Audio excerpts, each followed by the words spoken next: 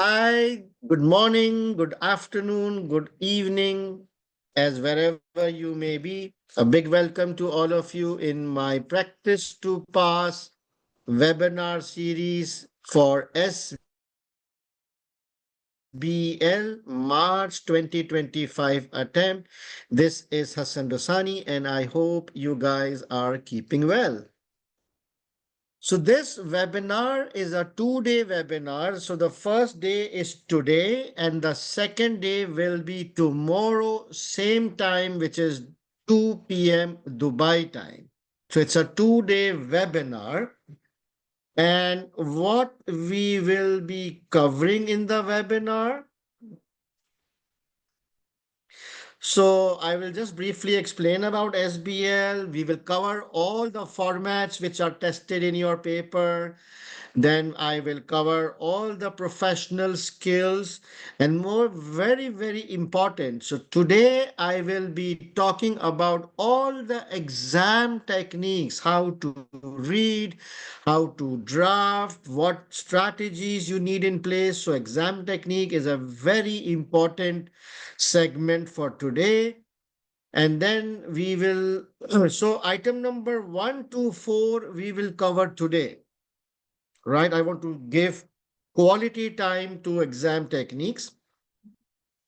And then tomorrow we will start with a discussion with the high scorer for December 2024 attempt. Her name is Shalini and she scored 90 marks.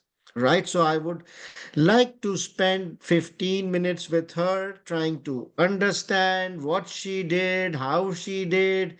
I would like her to share her strategies and experience so that you guys can also score in 80s and 90s, right? And then I will share some tips from the various global prize winners of previous attempts. Then I will be covering technical articles tomorrow. We will be doing some drafting tomorrow so that you're able to apply the exam techniques, the drafting techniques which I will teach today. And towards the end of tomorrow, I will share a list of important topics for March and then the study plan for the last 3 weeks. So this 2-day webinar is jam-packed. A lot of important things and learnings I will be covering today and tomorrow. All right. Now, how can you ask questions during this session? So the only way you can ask question is typing your question in the chat box. Because of the large size of the group, I will not be able to take verbal questions. So you need to type your questions in the chat box. But you have to be mindful of one thing. You can only ask question relating to the slide under discussion because I will not be able to take non-relevant questions. Towards the end, I can take open-ended questions, but during the presentation, your question should stick with the topic or the slide under discussion. Is that clear? Okay. Now, a lot of students, they ask me, do we need to watch previous webinars? So if you are a paid student, if you are already enrolled with me for March 25 attempt, then no need because I will be covering all the past papers in live classes going forward.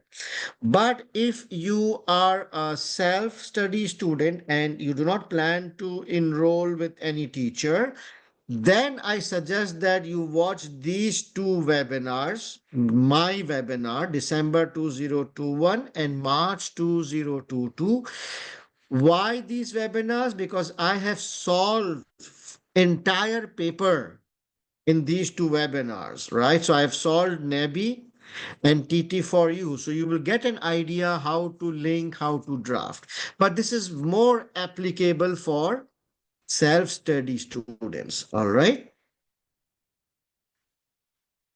Now, a very quick introduction of myself. I've been teaching for, more than 2 decades now.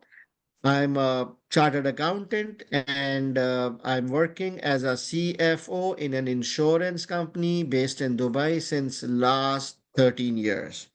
So teaching has always been my passion. I'm teaching just because it's my passion. Uh, but the more important thing is my WhatsApp number. Those of you who don't have my WhatsApp number, you can save this so that if you have any questions, you can easily reach out to me. All right. I also maintain a global SBL group. It's a free group for SBL students.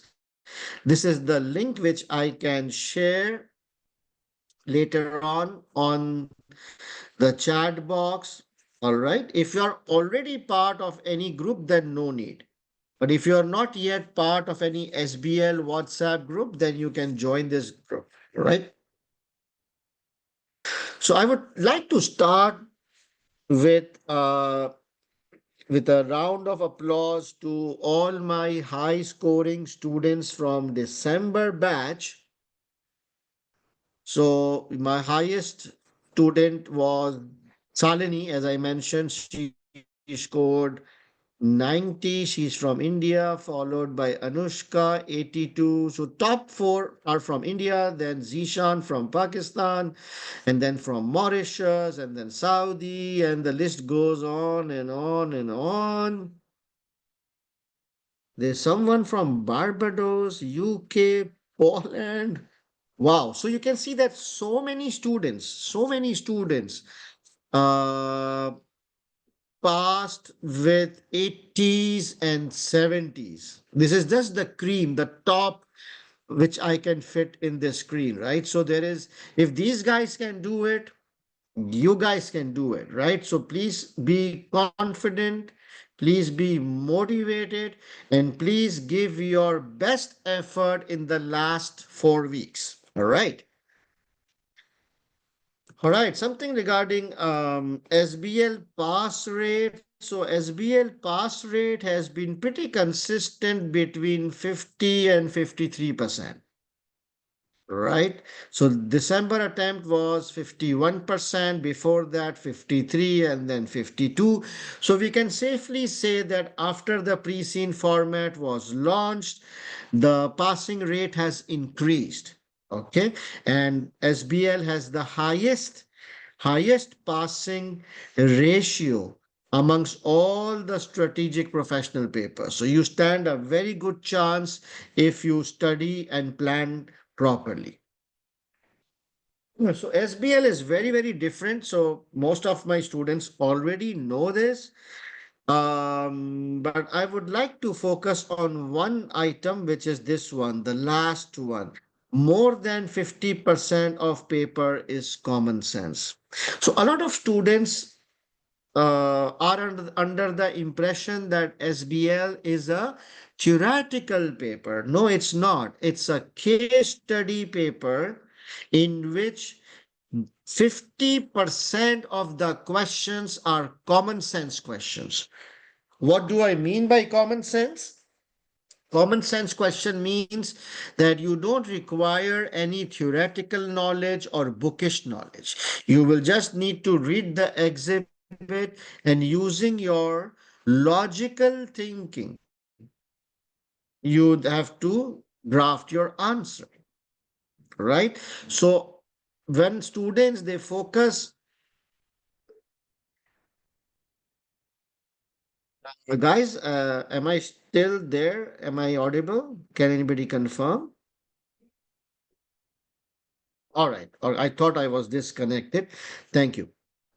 So a lot of students they focus on chapters and topics and theories, but you need to bear in mind that 50% of the paper is common sense. So the theoretical knowledge can only help you in the remaining 50%. So common sense, handling common sense question for some students, it is easy.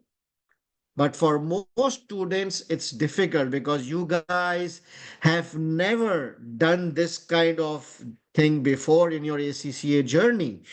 Thinking common sense, sharing your thoughts, logical arguments. So this requires a lot of practice. So especially those who are enrolled with me, you have a good idea because we've done a couple of questions on common sense and we will be doing much more questions going forward, right? But for self-study students, you must try and learn and focus or practice common sense questions, or you may consider enrolling in my revision batch if you want to practice this. Now, this is a very interesting strategy, and all my top scorers in the past, all my top scorers in the past, they have applied this technique. Even I have three global prize winners, and they have applied this technique while doing SBL. So I thought that I will share this with you. Maybe it can help you as well. So when you are attempting SBL paper, you should feel like you are a business leader. You should feel that you are a business leader, or perhaps you are the CFO or finance director of that company. You should imagine yourself. You should feel that. And when you are drafting, you imagine that you are explaining your point to the board of directors. So once you keep this mindset in mind, automatically you will feel that your brain will start working, especially on common sense logical things, and your quality of answers, your points will be much more relevant when you start thinking like a business leader. If you think like a student trying to answer to the examiner, your thought process, your quality will be very low level. But when you feel like a CFO, when you think like a CFO, and when you're talking to the board, explaining your point logically in simple words, automatically the quality of your answer will definitely go up. And all my previous global prize winners and country prize winners, they have actually applied this technique. So I know most of you are not an CFO. So a lot of people are saying we have never been a CFO, or we have never worked before. How can we imagine like a CFO? Why not? Can you imagine that you are with a nice girl, dating a nice girl? If you can imagine that, or you're dating a nice boy, then also you can imagine that you are a CFO. It's all a mind's game. All right. So it will come with practice. All right, guys. So keep this. So Ahmad, I'm sure you have some secret imaginations, right? Don't tell me you don't imagine things.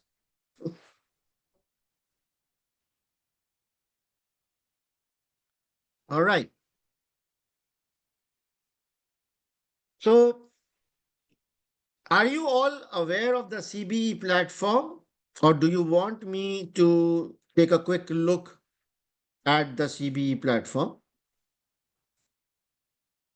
All right, so we can skip the CBE platform because I'm pretty sure that 99% of you have used the CBE platform. So let's skip it. Now, many of you are asking me, should we read the exam?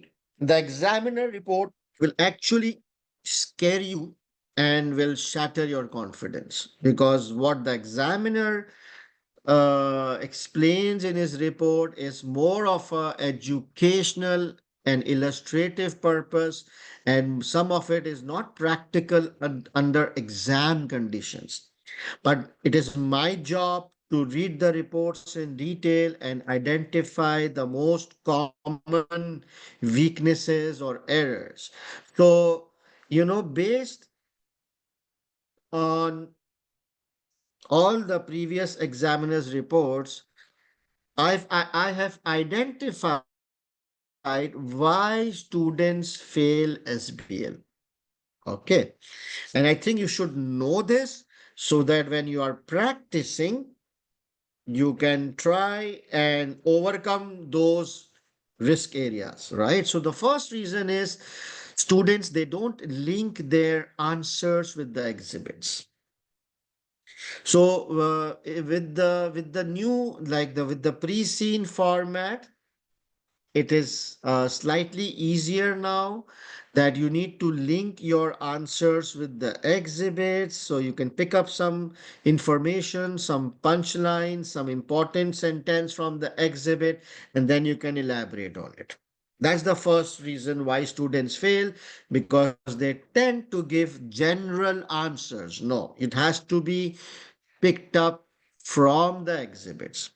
The second reason is time management, right? So many students are not able to complete the paper. They are able to attempt 80 marks or 80%, 85% of the paper.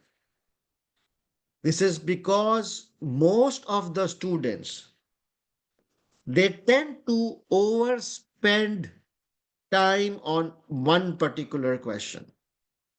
I repeat, the time management, most students, they tend to overspend time on any one particular question. So obviously, if you overspend that allowed time on one particular question, so you are hijacking the time of the other questions, and in the end, one question will be missed out.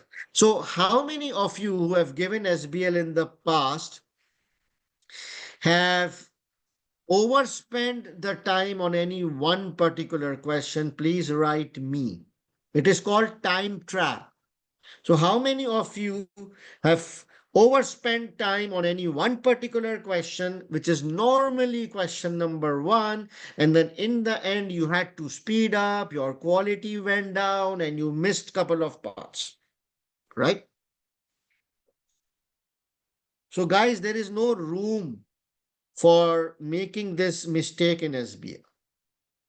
In SBL, you must you must attempt at least 95% paper. You have to attempt. Otherwise, it's very difficult to pass. Right? So time management, very important. Not falling in the time trap, not spending extra time in any particular question. Very important. So you have to be very, very street smart. You have to be very, very street smart and vigilant and confident like a CFO where time management is concerned, right? All right. So the first reason is not linking with the exhibit. The second reason is not completing the paper. The third most common reason why students fail is common sense question. 50% of the paper is common sense, right? And majority of the students, because you have never done this kind of common sense questions, logical thinking questions before, you panic, or the quality of your thought process or the quality of your points or drafting is not good. That is why. So 50% paper is common sense. You have to be good at it. The fourth most common reason is students, they sometimes don't understand the requirement. A lot of students who have slightly weak English, or sometimes the requirements are drafted in a very complicated manner, right? So I know from experience that uh, students sometimes they don't understand the requirement. Obviously, if you misunderstand the requirement, your answer will go in the wrong direction. You have done it properly, you will not get marks because because you did not understood the requirement in the first. Practice, practice, practice. I will teach some techniques, right? All this is covered in the revision classes.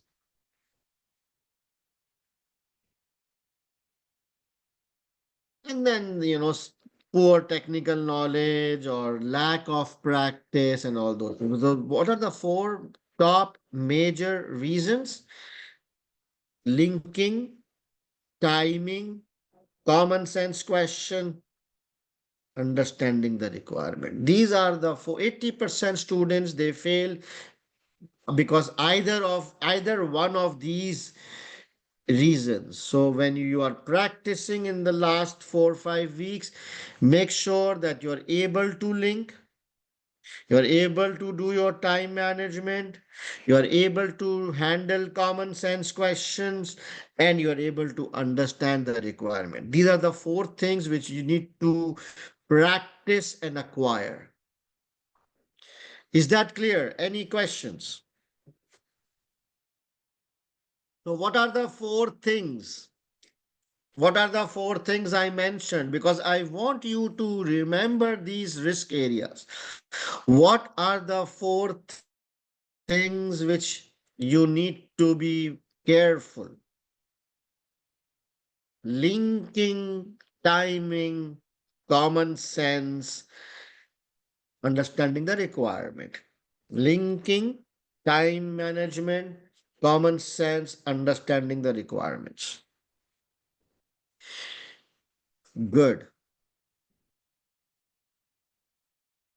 So when you are practicing, keep these four pillars in mind: linking, time management, common sense, and requirements. Okay.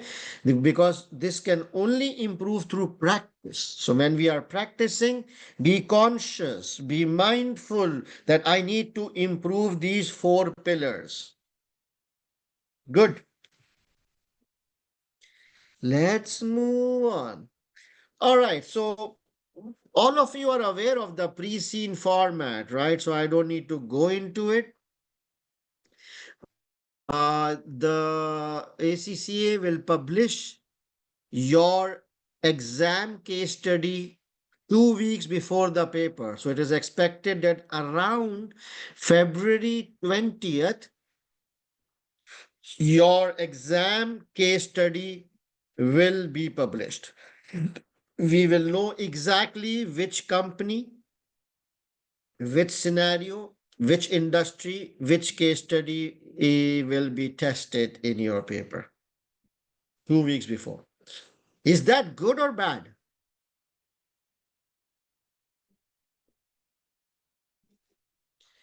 That's really good, right? Because there is no element of surprise. We can prepare beforehand what possible topics, what possible questions. We can take a good grip over the scenario so that we don't struggle in the exam day, right? So, right. And then on your exam day, you will be given three exhibits, 3 to 4 exhibits. These are additional information, and your answers, majority of your answers, you need to draft using the exhibits. Okay. The paper duration is 3 hours and 15 minutes. And the pre-scene material, which was published 2 weeks back, will also be available on your CBE platform during your exam, so that if you want to refer back to it for something, you can easily access the pre-scene information. Any questions so far on this slide? So Hassan Kader, yes, my predictions were there are normally correct. 70-80% are there. OS, please restrict your question to the slide under discussion. Okay. I will answer this towards the end. There is no paper pattern. I just explained this paper pattern that now it's pre scene, 3 hour, 15 minutes, 3 questions, 3 to 4 exhibits.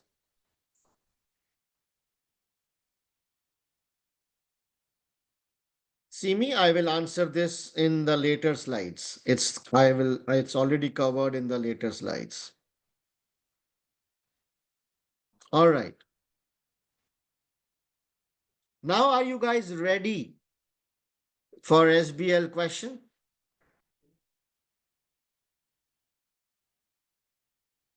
Yes, you wish. You are not at all ready. What about the formats? Do you know all the formats? No, right? So you have to be familiar with all possible formats which can be tested, right? Then you can get ready for the exam. So let me show you all the formats. The most common, the most frequently tested format is either a report or briefing paper or briefing note or memo.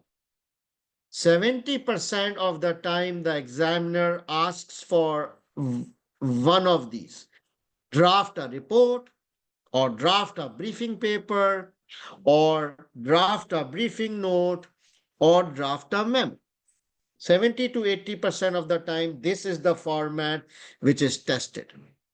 You should be very, very familiar and hands on and very, very quick with this format. So I have made one simple format,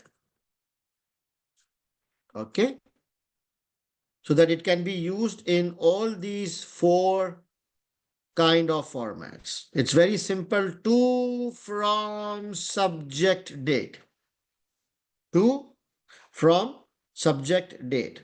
So to, the requirement will clearly tell you for whom you are supposed to draft this report.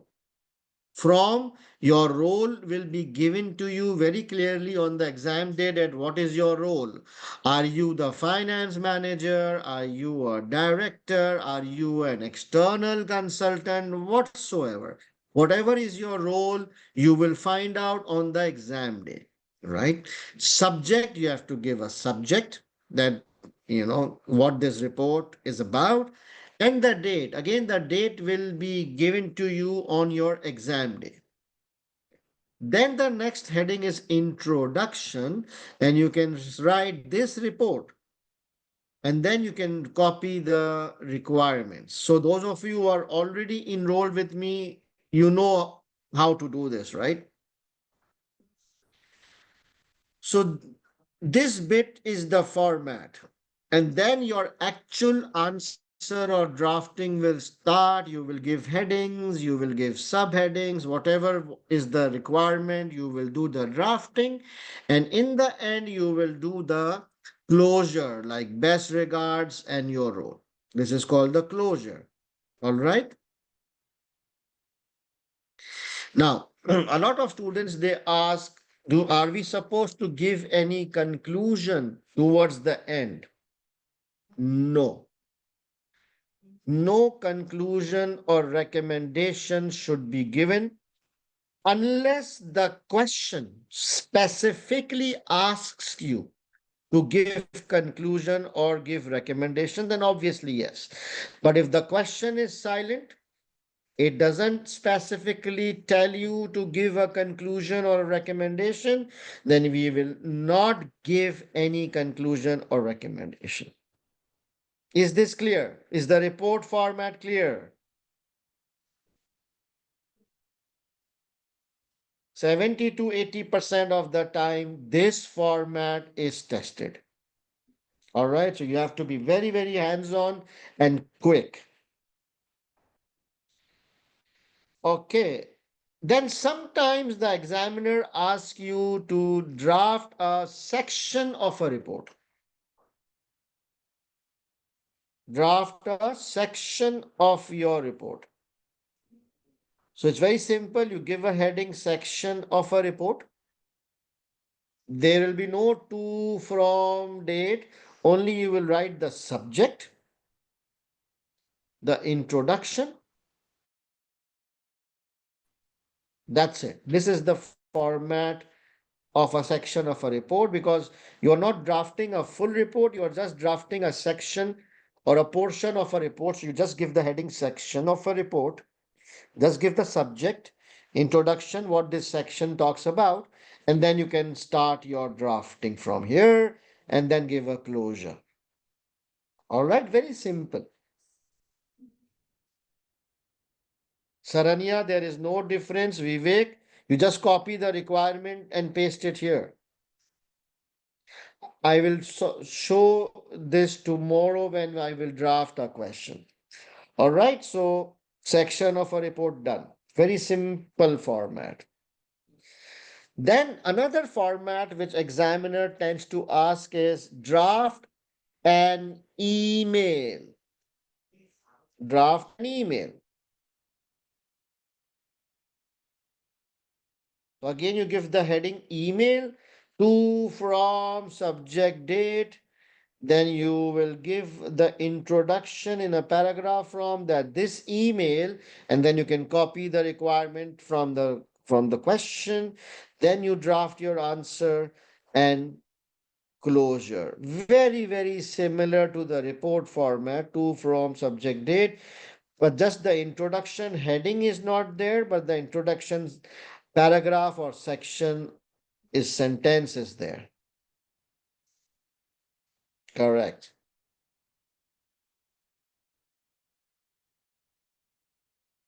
Then the examiner asks you to prepare presentation slides. This is also a frequent thing that you are supposed or expected to prepare a slide.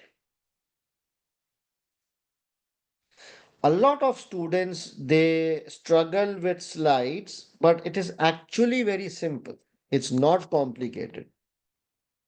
So if the question says prepare a presentation slide, then on your CBE platform, there is a separate tool or a separate template for presentation slides. Then you have to use that. So for your normal answer, we will be using the Word document on the CBE platform. But when we are preparing a presentation slide, we will not use the Word document. Then you will use the presentation slide template provided on your CBE platform. Is that clear?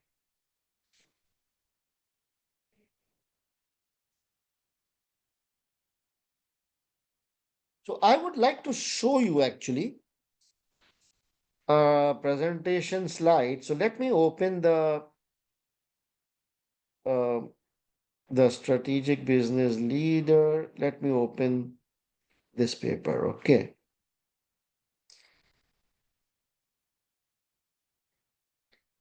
So you see on the response option, there is a word processor, there is a spreadsheet, and there is slides. So your answer needs to go in either of these.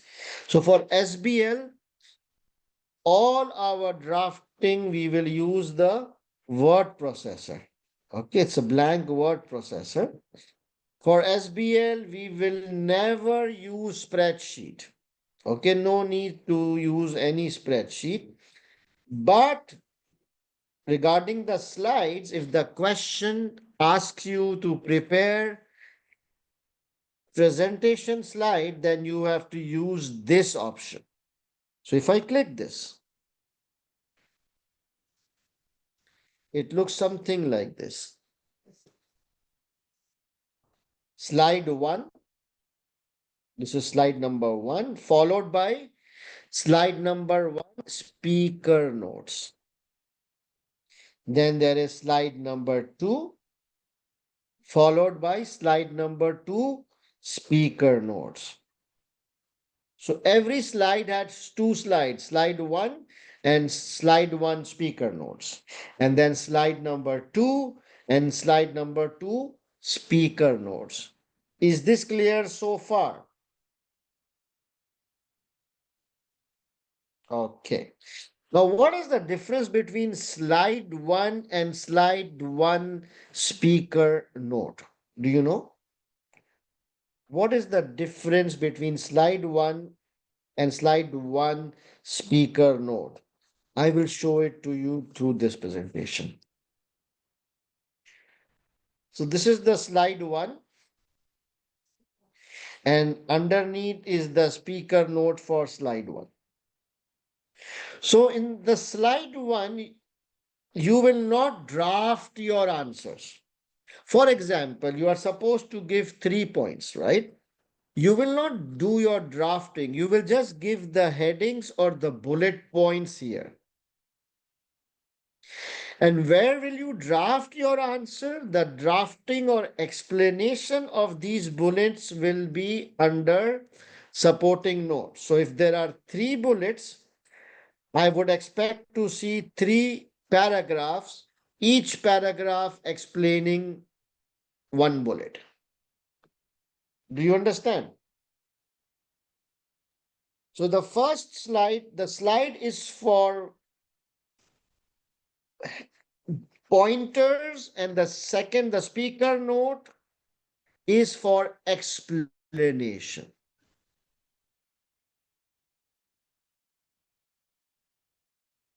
If I go back to the CBE platform, so slide one, we will just give bullet points. Okay, we will just give bullet points. No drafting or explanation on slide one. Where will be the explanation of slide one? The explanation of these 3 points will be here. So I will then explain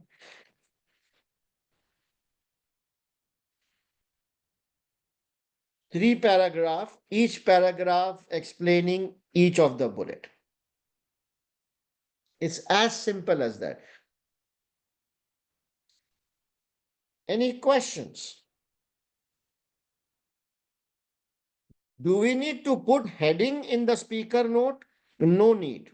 It will be repetitive, right? Just follow the sequence of the bullet. Just directly write the explanation. No, Rusdan, not possible. I'm really sorry. All right. So the presentation slide, there'll be 2 sections. One will have the bullet points, and the explanation notes or supporting notes will have the explanation of these bullet points. That's it. There are 2 portions.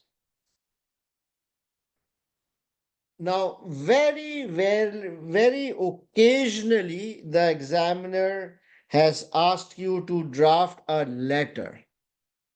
Very occasional. I think in the last 12 attempts, letter has been asked for 1 or 2 times only.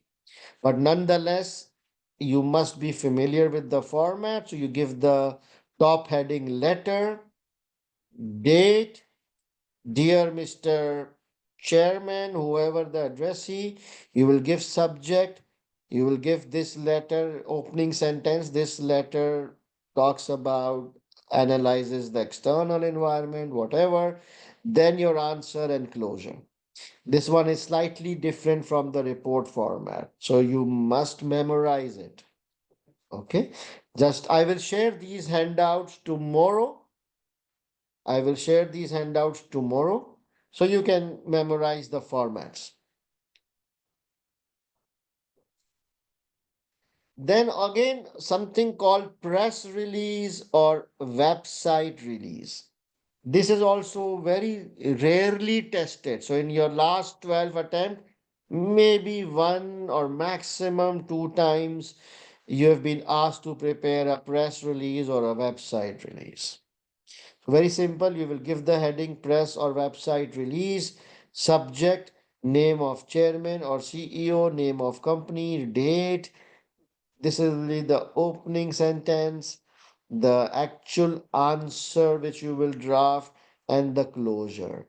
Very different than the usual report format. So you will have to memorize this format. Okay. So normally a press release or a website release is always made by the chairman or the CEO. That is why we will write the name of the chairman or the CEO. We will draft it, but we will not write our name because press release or website release can only be made by the chairman or the CEO. All right. So just once I share this document with you tomorrow, you can try and memorize. Yeah, this has to be in center, just the way I have shown it. Okay. Now, one time the examiner has asked you to prepare a business case. Only one time. What is a business case? So this topic, business case, is basically a topic under project management, right? So it's a very specific format under project management. If you are required to prepare a business case, you will just give the heading business case, and there will be three broad headings: current situation, what are the options, pros and cons of each option. Let's say there are option one and option two. So we will discuss the pros and cons of both options, and in the end, you will select which option is the best and why. Okay. Very specific related to project management. It's about projects. So current situation, what is the problem, why we are doing the project, what are the options, and then which option is the best one in your view. So just remember three broad headings. All right, this was just tested once and it's under very project management specifically topic.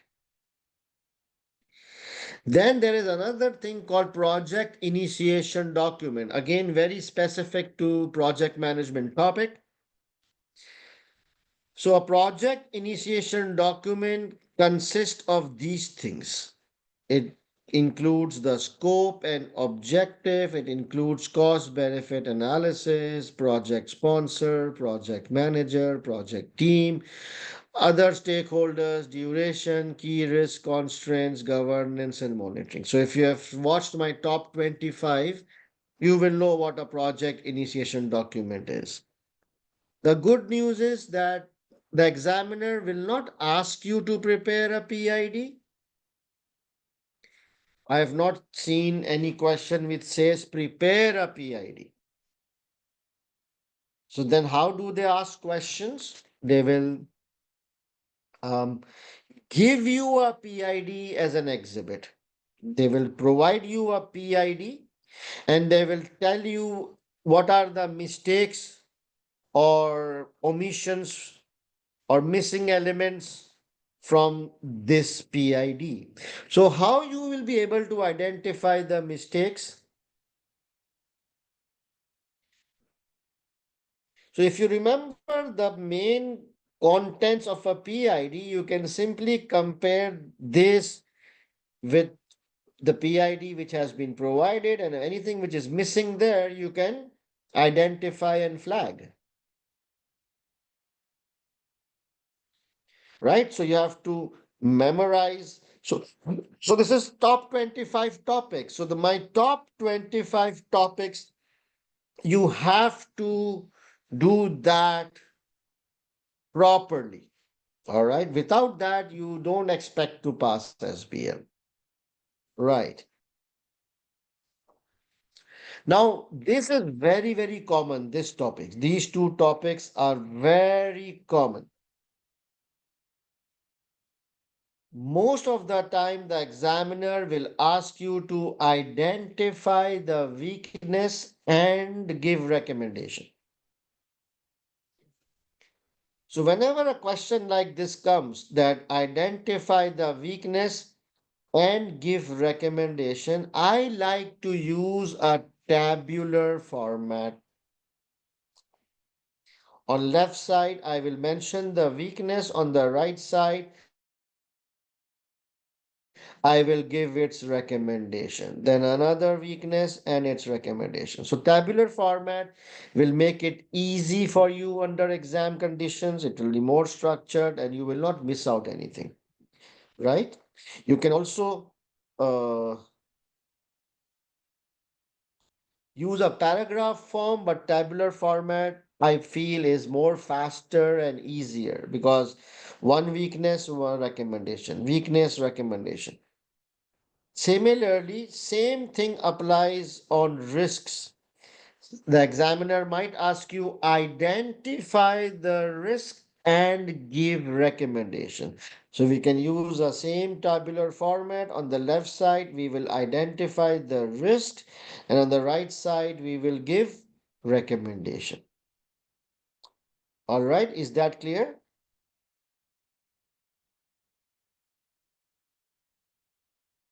That's about the format. So we have done various formats. So we started with report, briefing paper, briefing note, memo. Then we discussed section of a report.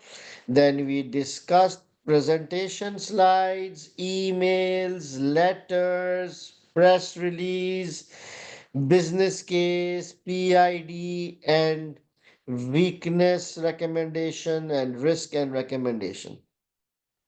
So you need to familiarize yourself with all the formats so that if any of these format comes, you don't struggle in your paper. You should be familiar with the format because format carries professional marks. All right. If you don't give the right proper format, you will lose professional marks. Any questions so far on the format? We have done with the format. Any questions on formats? Please ask now. I will share this handout tomorrow so that you can go through the format. And also, we will be practicing all these formats in the revision classes because we will be doing actual past papers. So, whatever format has been tested in the past, we will be doing it. All right, looks good. Now, are you guys ready?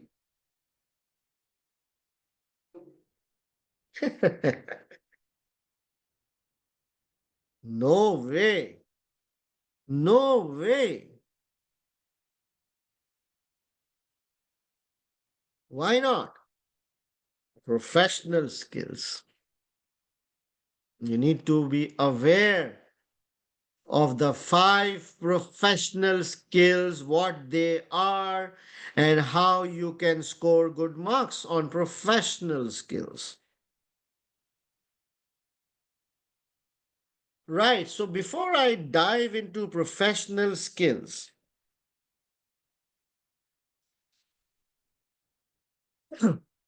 can you tell me how much marks professional skills is in your paper? 20 marks? Absolutely correct. Can you guys tell me what percentage is this? What percentage of your paper is professional? 20%. That's low or high? That's very high. 20%, one fifth of your paper is just professional skill.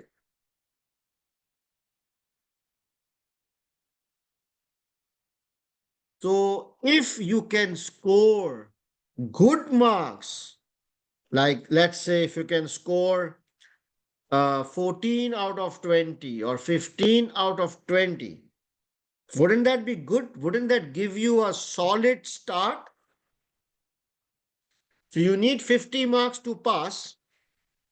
And if you can score 15 marks just from professional skills, then you just need 35 more marks to pass, right?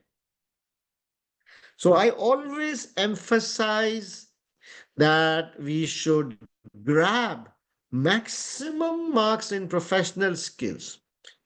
I call them cash marks. They are low hanging fruits. You can easily score them because nothing extra or nothing complicated needs to be done. The format, for example, the formats are part of professional skills. Your language, your tone, and a couple of other things. 20 out of 20 is not possible. Otherwise, people can score 100 out of 100 in SBL. It's a theoretical paper, right? So, under exam conditions, scoring 20 out of 20 is even I can't do it. So, I have to be realistic, right? If you can score 13, 14, 15, I will be more than happy. Right. So, there are basically five professional skills. There are five professional skills: evaluation skill, analysis skill, communication skill, commercial acumen skill, and skepticism skill. Okay. Honestly speaking, you don't have to do anything extra in four skills. I'll just teach you what to do, and that's it. Right? So, for example, let's start with evaluation skill. Okay. So, if the question says demonstrate evaluation skill, all you have to do is you make sure that you include both pros and cons. Do you know what pros and cons are? All right. So, you make sure that you include both positive points and negative points in your answer. Advantages and disadvantages, whatever language you understand. So, evaluation skill simply means you are evaluating something. So, you have to evaluate all the both the sides, the good side, the advantages, as well as the bad side, the disadvantages. Is that clear?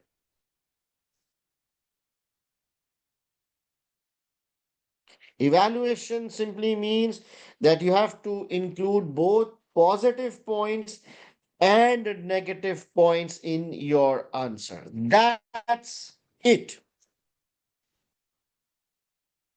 No, Asmin.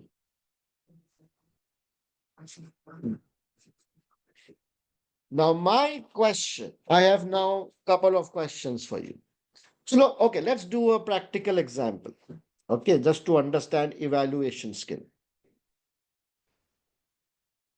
Listen to my question first before you answer. Listen to it completely.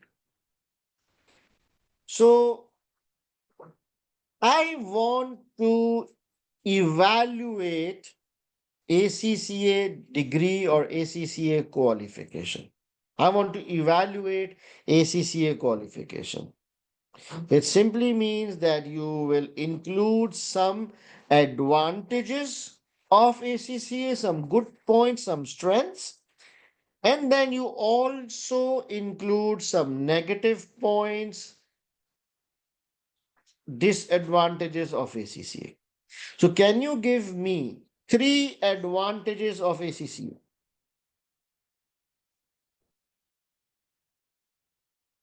ये भी चाय हाँ थोड़ी coffee वाली हाँ Can you think of three advantages of ACCA?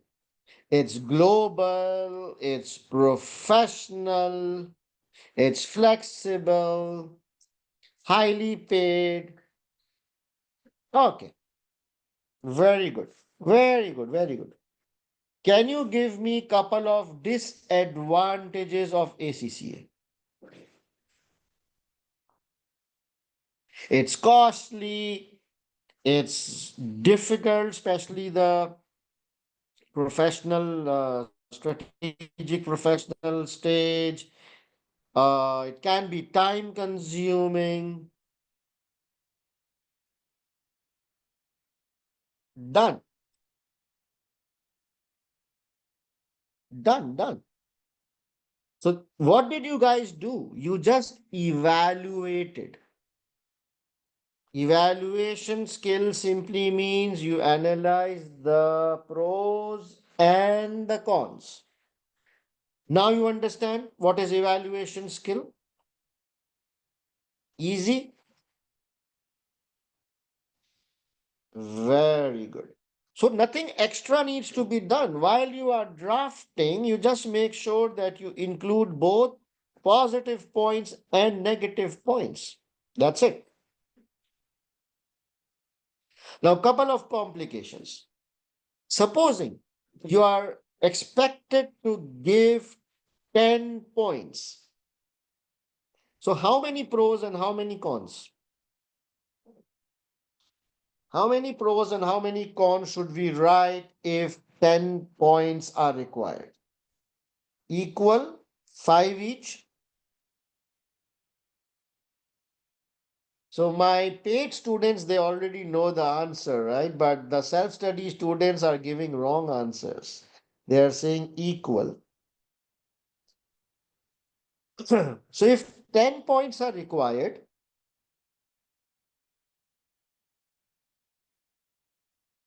the pros and cons does not have to be 50-50. It all depends on the availability of information in the exhibit. Because remember, our answers have to be extracted from the exhibit, right? So it all depends what mix is there. If there are more pros and less cons, so be it. Doesn't matter. If there are less pros and more cons, I just follow the flow of the exhibit. You don't have to balance it. Information. Am I audible now? Am I audible now? Right. So I was saying that there is no, you don't have to balance the pros and cons. It all depends on the exhibit. It can be 2 pros and 8 cons. It can be 8 pros and 2 cons. Doesn't matter because we will follow the exhibit. Clear?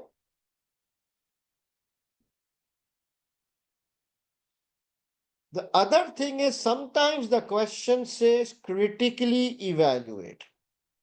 Critically evaluate. So critically comes from the word criticize. So do you know the meaning of the word criticize?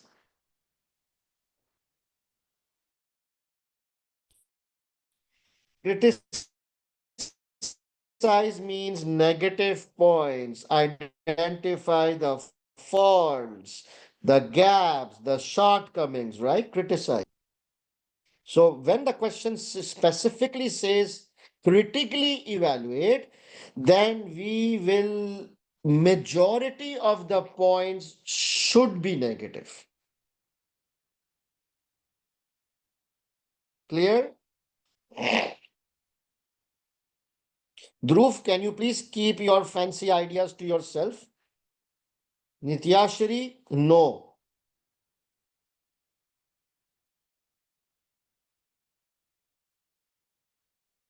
Guys, the self-study students, I don't know from where you have studied, but your concepts are not clear. You are overcomplicating things. I'm trying to simplify things for you guys. Evaluation is very simple. You have to include both pros and cons. It doesn't have to be equal and equal. It depends on the availability of information. And if its question says critically evaluate, then we will focus more in identifying negative points. That's it. Okay. The second professional skill is called analysis skill. So for my paid students, I know it's repetition for you because we've done this in great detail during our practice classes.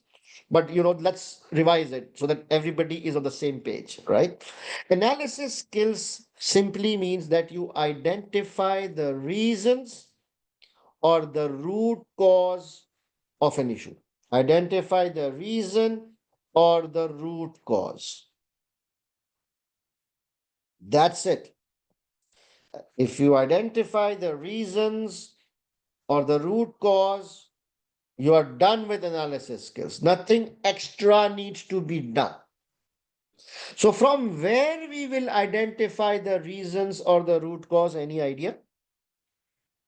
How will we identify the reasons? From where? From the exhibit. Obviously, the exhibit contains everything. So you just read the exhibit and identify the reason. And you can use common sense. But if the exhibit should provide you some hints or some points.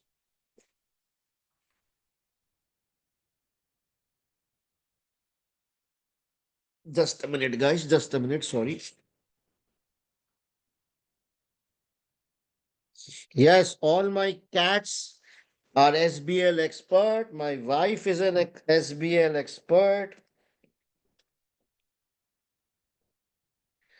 Right. So let's do a practical example of analysis skills. Hmm?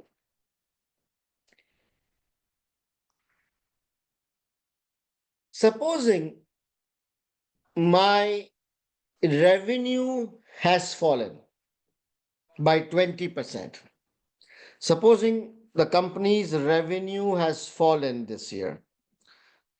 So, can you analyze it? What can be the reasons, in your opinion, due to which the revenue has fallen? Can you give me a couple of reasons? High cost? Seriously? God help you. Economic recession, poor marketing, poor quality, competition. Good, good. Poor customer feedback. Yep.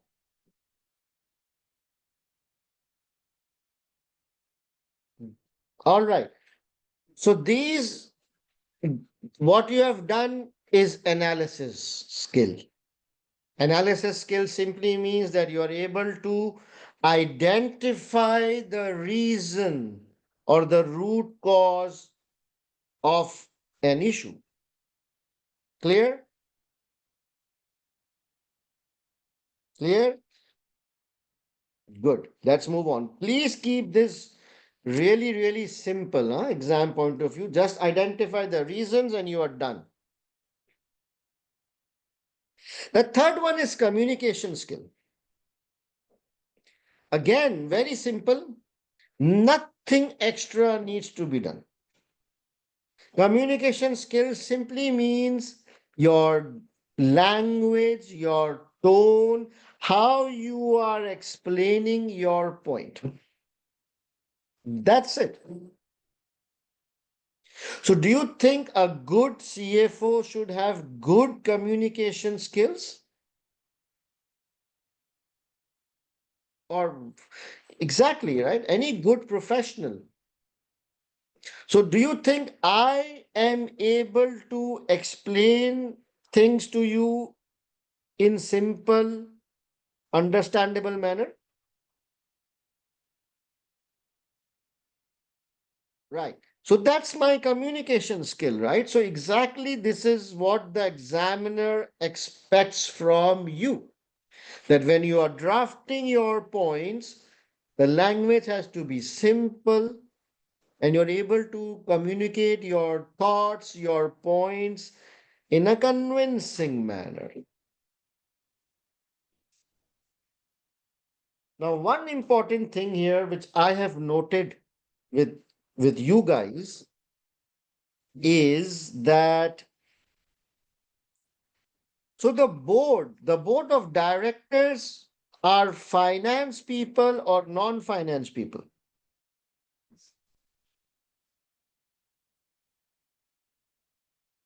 Supposing you are the CFO, you are the CFO. So the others are finance or non-finance? Non-finance, right? Because you are the finance guy. So the CEO, the marketing director, the HR director, the IT director, the ops director, all these guys are majority of them are non-finance because you are the CFO, you are the finance expert. So do you think it's important to explain the financial matters in a non-financial language so that those guys can understand? Exactly, right? So when you are drafting your answer, keep in mind that you are explaining your point to the board of directors. Do not use very technical accountant language. You can explain things in simple manner, right? So basically, coming back, communication skills simply means that you explain your point in simple, understandable manner and in a convincing manner. Now, one more thing is there under communication. It is your tone of drafting. Basically, your role. So if you are an employee of the company, if you are an insider like a finance manager or a business analyst, then you should use words like us, we, our, because you are an insider, right? Internal tone.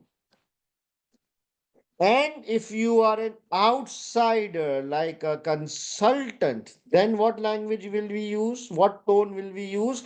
Then we will use the outsider tone, like you, yours. You can use the name of the company. Third party tone, yes. That's it. Communication skills done. Any questions? Communication skills. Keep your points language simple and keep your role in mind, whether you are insider or outsider. That's it. Nothing extra needs to be done. All right, let's move on. The fourth one is commercial acumen skill. Commercial acumen simply means that do you have business sense, business knowledge, or do you just have accounting knowledge or you have an understanding of the business?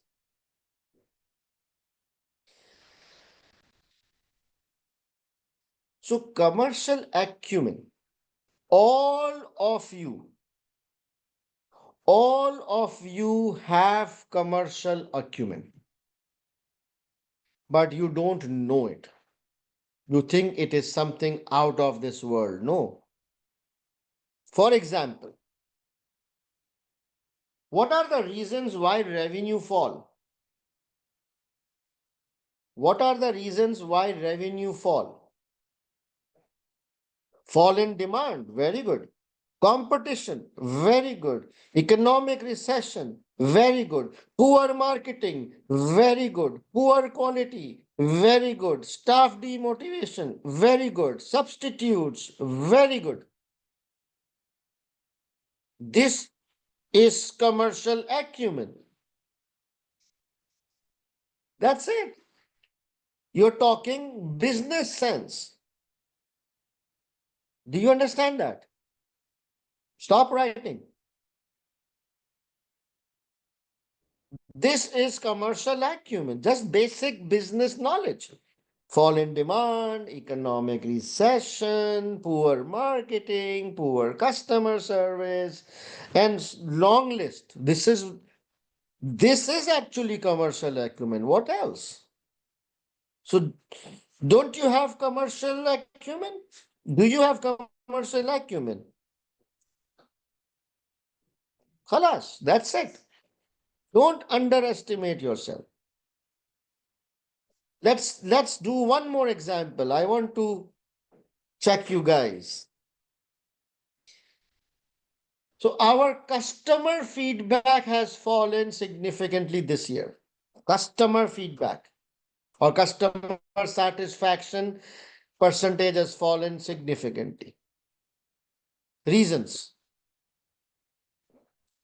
low quality, bad customer service, demotivated staff, bad after sales. That's it.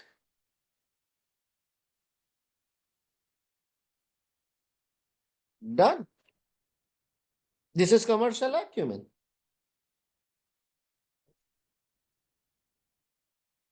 Do you have commercial acumen?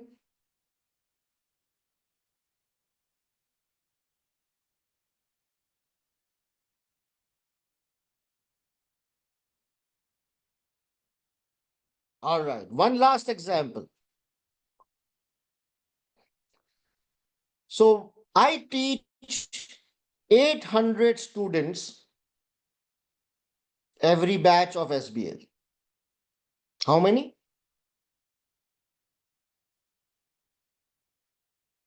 And it is my wish that I want to achieve the milestone of 1,000 students per batch. That's my target or my wish. That's a big milestone of teaching 1,000 students, right? How can I reach 1,000 students?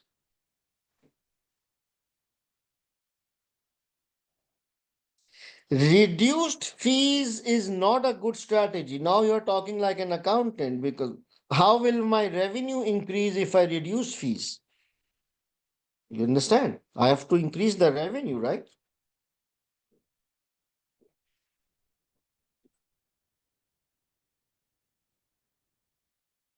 More marketing, more number of language. I like that. More countries. What about trying to target those countries who are not there, or very few students are very good? What about um, adding more content, more practice, more tie up with ACCA? That's good. If I can do their webinars, that will give me a global visibility. More testing and mocks, yes.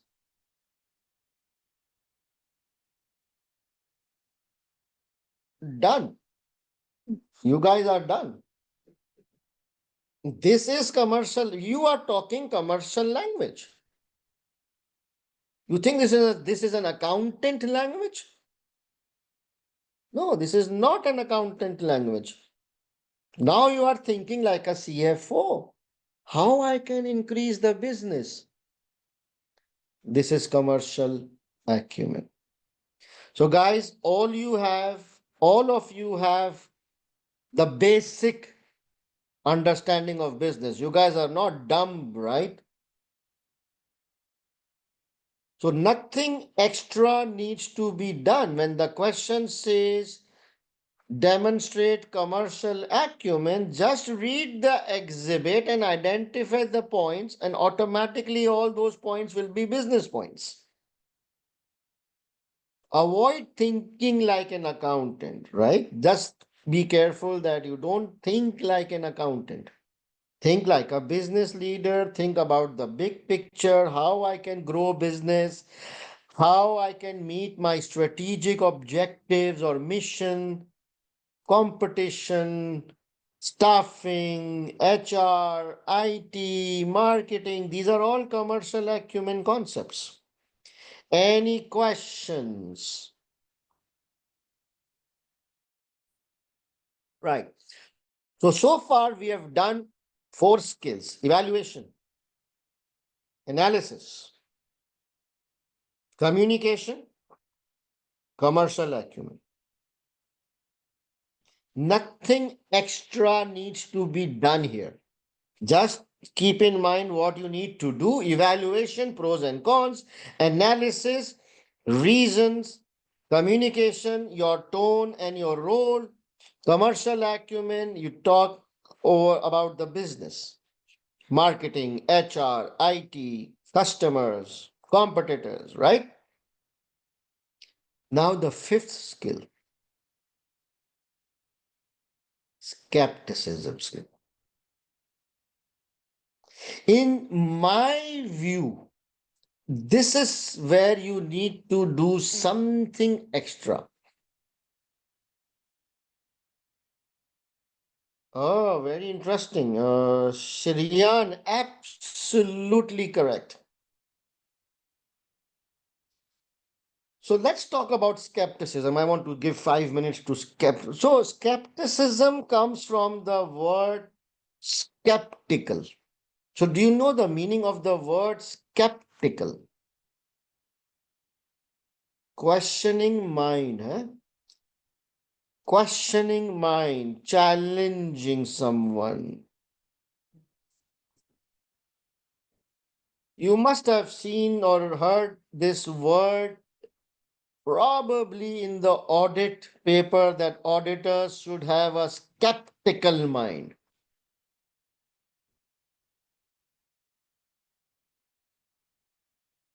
So, what is the meaning of questioning mind? Doubting.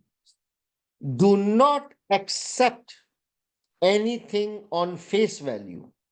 Ask questions, drill down, make sure that the information you are getting is correct. Don't trust on the face, right? Now, let me give my own example. I am the CFO of my company, right? I'm responsible for the entire finance function of my company, correct? I have a team of 20 people working in finance.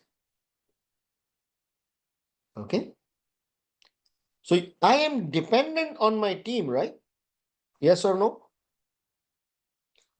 I have a team of 20 people in finance.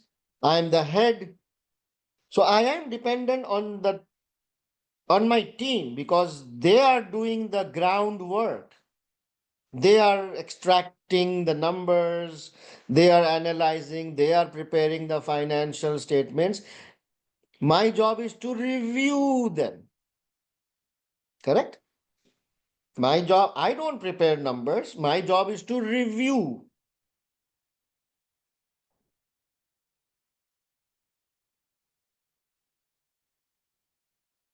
Now, if my manager, my finance manager who report to me comes to me with a financial statement,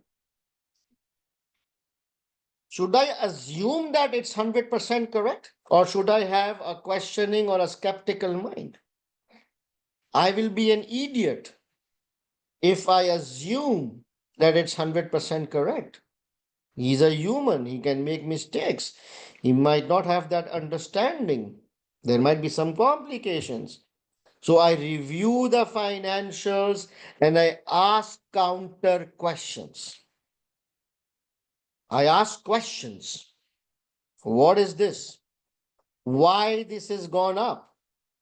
And based on my questioning, I can judge whether he's done a proper job or not. Right? So, a good professional should always have a skeptical mind to ask questions, to challenge, to get more information, just to make sure that everything is correct, just to validate the information, the accuracy of the information. Abdi, I will not answer non-relevant questions. Keep it to the end. Understood, guys? So now in your exam, if the question says demonstrate skepticism skill, how we can do that?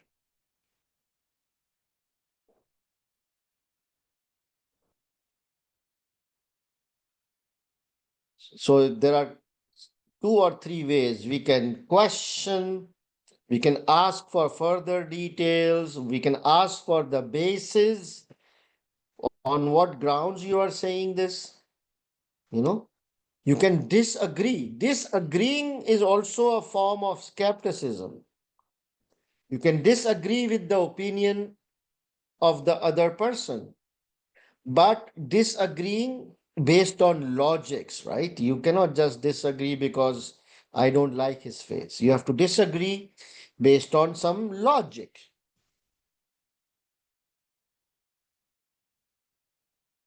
For example, we were we were planning to launch an app of the company. Okay. So in our company, we were planning to launch an app for our customers.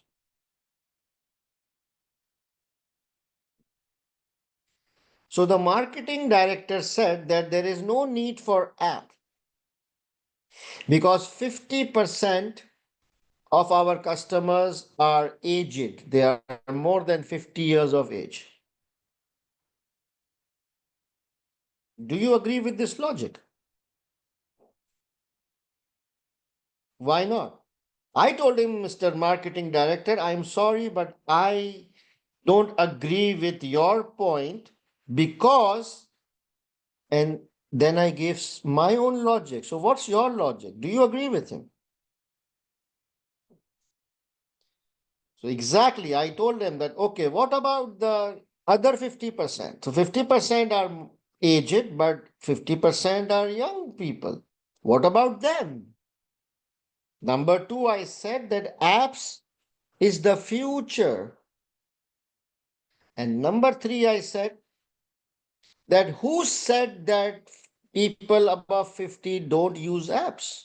That's a incorrect assumption, right? And our competitors have apps. So I gave so many logics that what you are saying, I don't agree because we have younger people as well. This is the next future.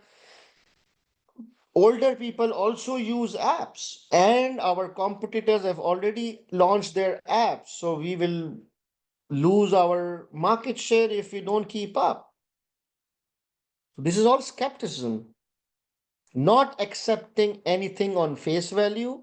You have to learn to disagree, but in a respectful and a logical manner. And if you're not clear, you can ask questions, challenging, questioning, disagreeing. These are the key words of skepticism. So when the question says demonstrate skepticism skills, then you have to slightly change the way of your drafting. Do you understand? You have to draft in a different manner. You need to ask a couple of questions. You need to use the word I disagree or I need more details. So you have to use these couple of pet words to change the way of drafting so that you are demonstrating that you have a questioning or a challenging tone or a challenging mind. Is this clear, guys? Skepticism.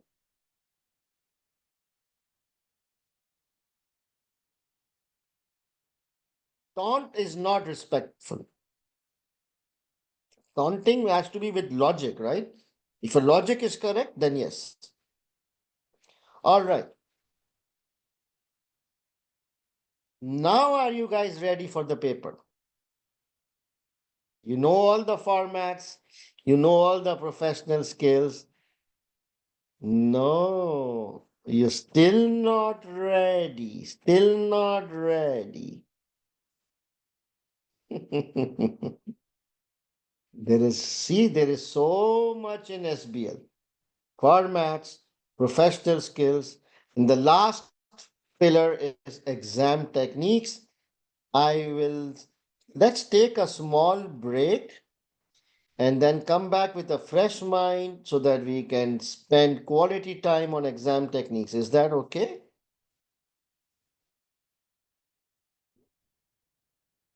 So 15-minute break is okay? 15 minute. So it is 3:35. So it's 3:35 here. So 3:50, okay? Very good, thank you.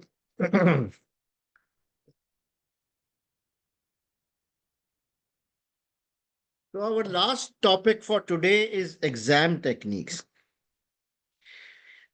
Exam techniques for SBL is very, very important because how you are performing in those 3 hours and 15 minutes in the exam hall will determine whether you will pass or not.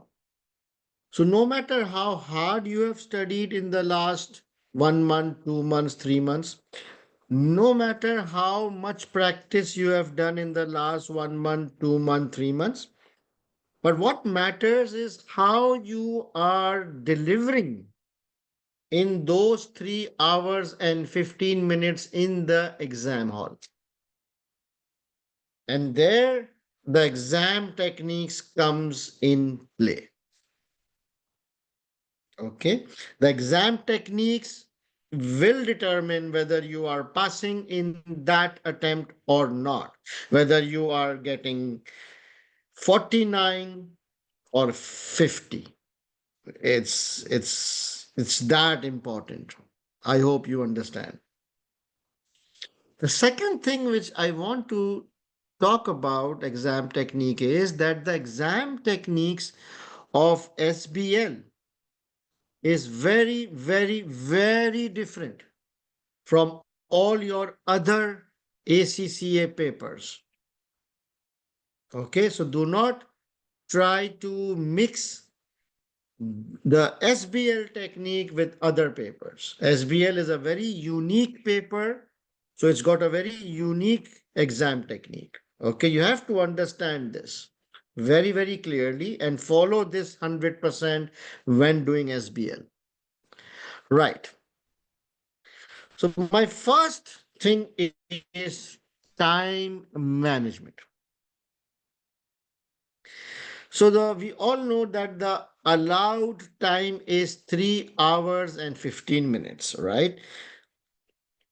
So what I suggest is that we spend 15 minutes on reading and planning, and the rest 3 hours or 180 minutes we spend on drafting. Now, what do we do during reading and planning? So, when you open the paper for the first time, what do we do? So, this is a list of things which you must do before you start your drafting. And this usually takes 10 minutes. Okay, so your reading and planning, this part can be completed in 10 minutes. So when I will open the paper, the first thing I will do is copy paste all tasks in the scratch pad. Then I will read all tasks and identify the topics which is being tested. Then I will take a quick look at each exhibit and note the exhibit number on the scratch pad.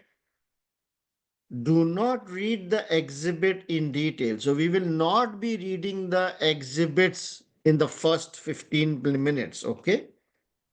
And then decide sequence of your answer, which is basically easier question first, difficult questions later on.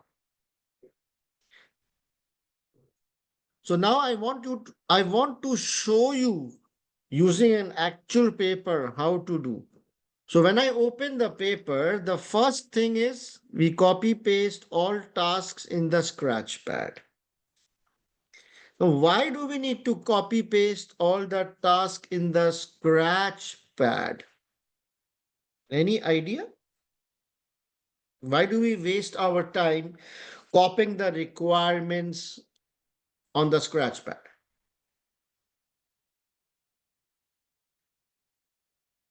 So we don't need to scroll again and again. Very good. You see, in your CB paper, which I have opened right now, the all the tasks are not given on one page. So this page is only telling us about task number 1. Where is task number 2 and where is task number 3? For that, you have to scroll to the next page. And by the time I read task number 3, I will forget task number 1. Then I again come back to task number 1, I will forget task number 3 because they are not given to you in one page, right? Instead of scrolling back and forth, better to spend 2 minutes and copy all the tasks on one page so that you can, scan them in one go. Is that clear?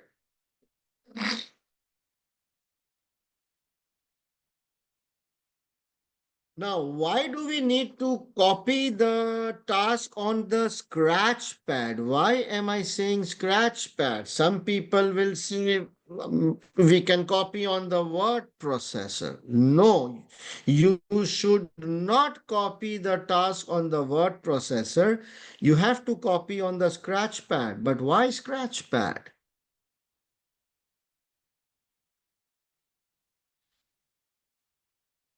Right. Why?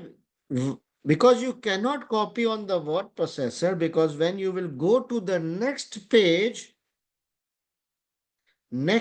has its own word processor. So whatever you copied will not reflect there. So what's the point?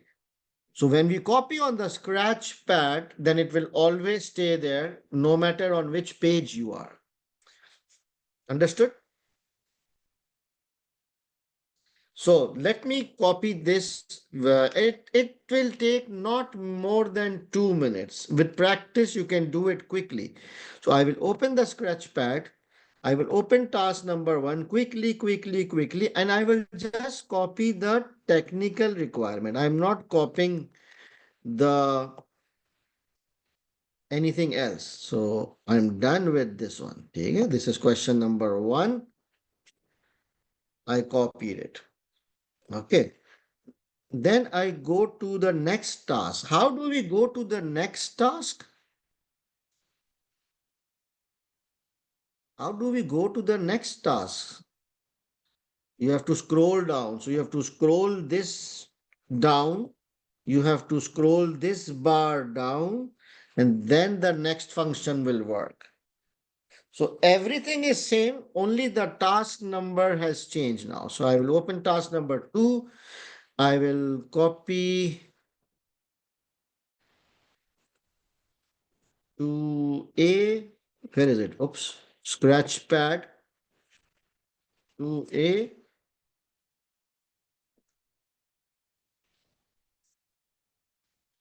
And then I will copy to B. To B. Is there anything else? No. Done. Then I will again scroll down, and next. Task number 3.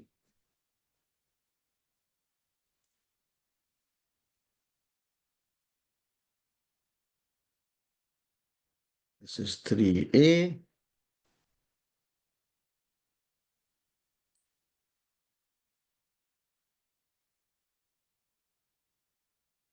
This is 3B. Done. It will not take more than 2 minutes, ideally 1 minute. Okay. Clear? So I copied all the tasks on my scratch pad. Is this clear?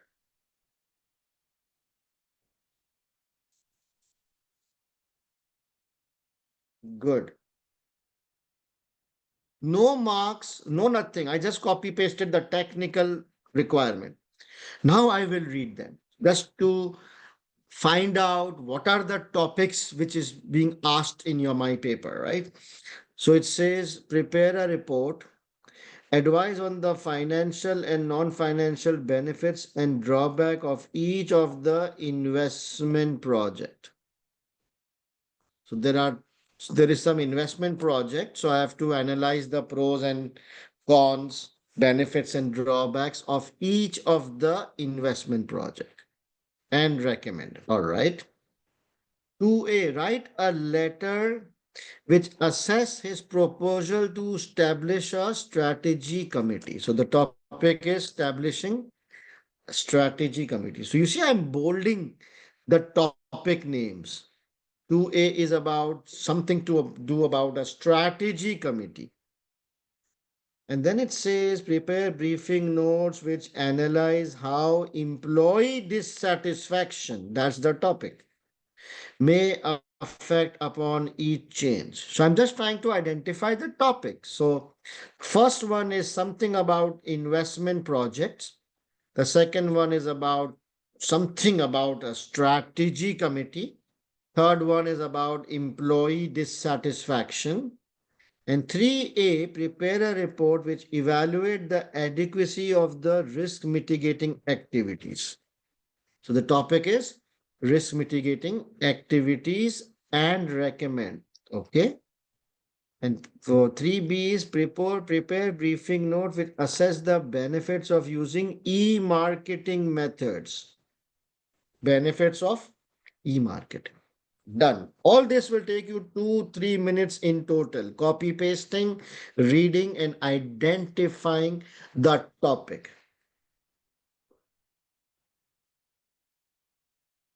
So, what are the topics in this paper?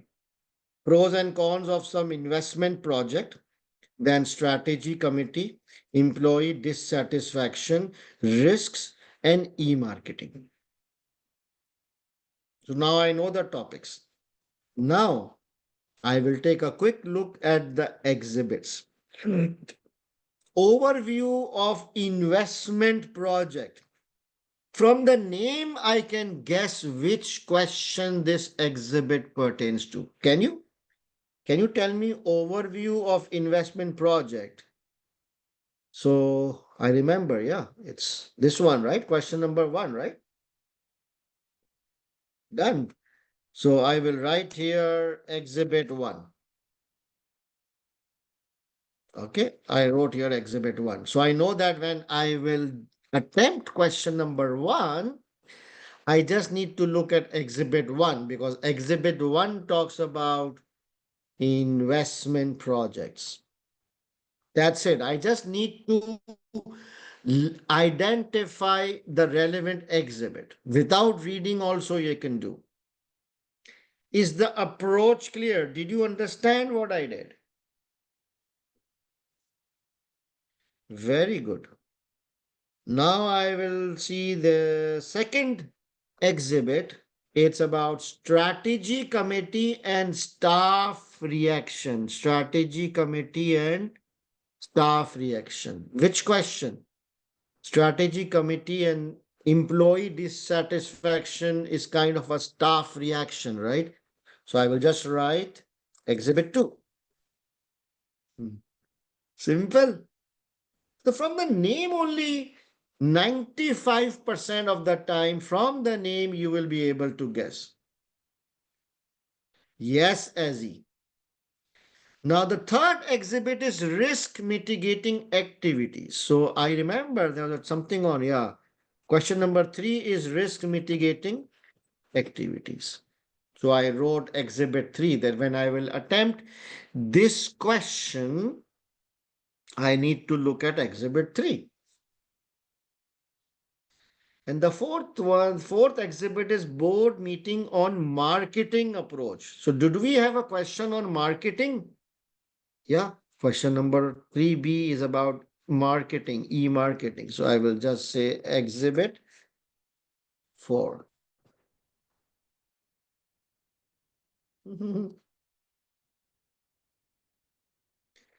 We are done with the most of the planning. So the first step was I copy pasted the technical requirement on scratch pad. Then I read the requirement and highlighted the key topic. Then I went through the list of exhibits, and from the name only 95% of the time you will be able to match which exhibit to which question. And if you are not able to judge from the name, you just open the exhibit, read couple of lines and you would know, right? And that's it. Now you might think that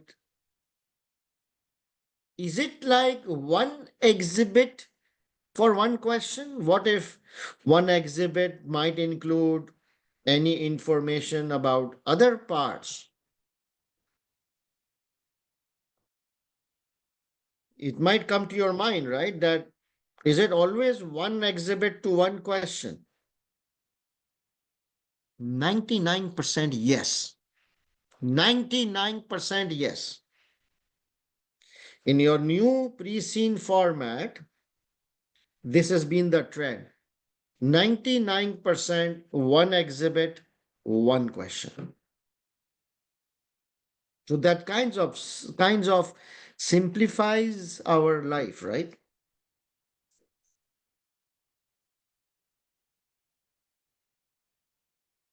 Vedant, please, towards the end. I can't take irrelevant questions during the topic.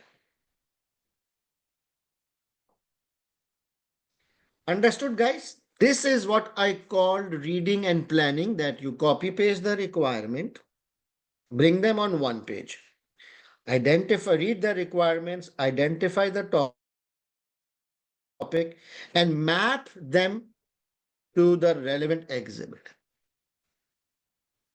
This is what I wrote, right? I said copy paste all tasks on Scratchpad, read the task and identify the topic, take a quick look at the exhibit and note exhibit number on the Scratchpad. No need to read the exhibit in detail. What's the last thing? Decide sequence of your answers. So it is not necessary to always start with question number one and then follow the sequential approach. All questions are mandatory, right? I will have to attempt all the questions, but it doesn't mean that I go follow the sequence. So based on my preparation, based on my knowledge and confidence, I will start with that topic which I am more confident, right? For example, I think I'm good in risk management because in our revision class, we will do a lot of questions on risk management. So you must have done 3, 4, 5 questions of risk management during the practice classes. So since you have done so many risk management, maybe we can start with risk management because we've done this many times. Then I can also, after risk management, I can start with e-marketing because again, there are many questions on e-marketing in your past papers and you will be practicing those in the revision batch. So those topics which are common, which you have practiced couple of times, 3 times in your past paper revision classes, start with those. Okay. Then I might come to this one because this one is a common sense question. I have to analyze the pros and cons of a project. So I will just read the exhibit, identify the pros and cons. Is it clear?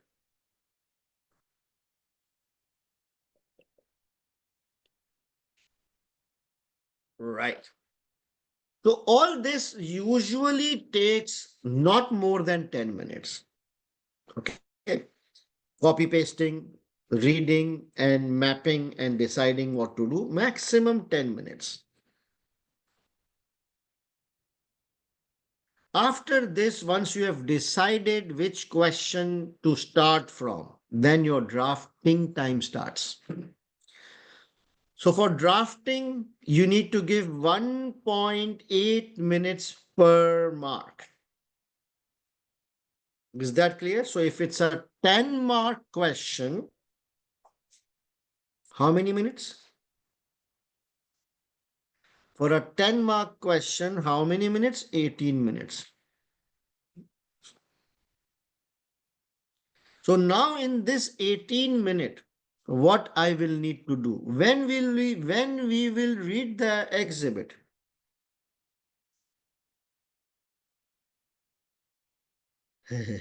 When will we read the exhibit?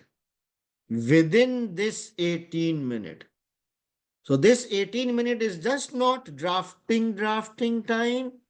It also includes the exhibit reading time, because I will read the exhibit, pick up some points, and when will we make the format?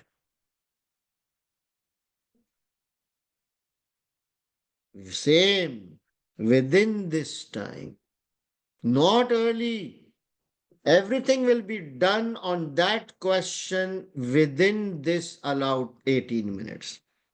I will not make formats in advance. Excuse me, did I say that? Ever? Okay. Right. So now you understand SBL is all about speed and time, because in this 18 minutes, I have to read the exhibit, I have to make the format, and then I have to do my drafting and give 5 points. 18 minutes is tight, right? It's all about speed and how you can develop your speed. How you will develop your speed? By more and more time-based practice. Time-based, not practice, time-based practice. You start your watch, speed up, and then you stop writing when the time is up, and then you check how you have progressed. Understood? SBL is all about practice and time-based practice. So in my upcoming revision batch, we have 7 questions, 7 past papers we will do, out of which 4 will be mocks, like time-based things. Okay. So for example, let's say we decide to start with risk management. No, let's take this one, 3B. So let's say we decided to start with 3B, correct? So before I start 3B, I will have to read the requirement properly, because we did not read the requirement properly, right? We just copy pasted the bold one. So before you actually start drafting, the first thing is we have to read the requirement completely, find out the marks, find out the professional skills. So I will read this background. I will read the technical requirement, which we already copy pasted. 14 marks, and professional marks is commercial acumen. Very nice. 4 marks. So what is the total marks for 3B?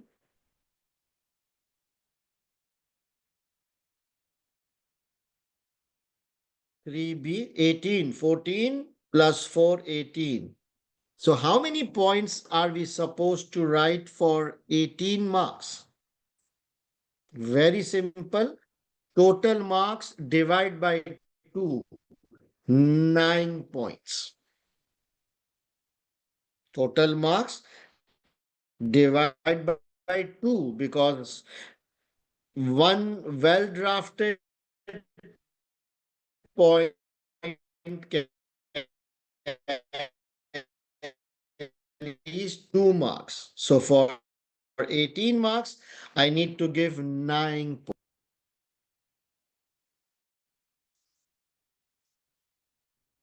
points.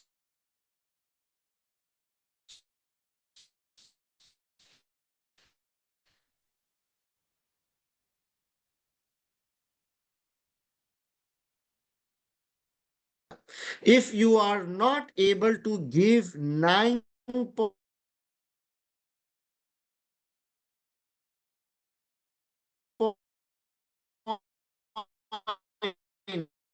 then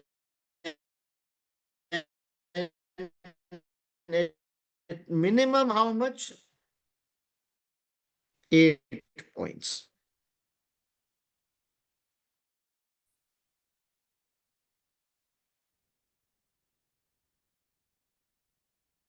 Am I audible now?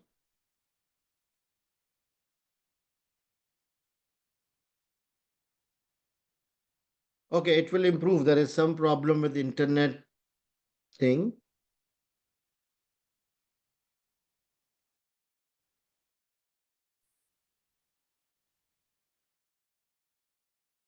Can you see my screen? It's on sharing right now. Are you able to see my screen? All right, so let's say we have decided the requirement completely, right? Because before we just read the technical requirement. So this one is 14 plus 4, 18 marks. What is the format? The format is briefing note. Professional skills is commercial. We have to give 9 points. If not 9 points, then at least 8 points. Good.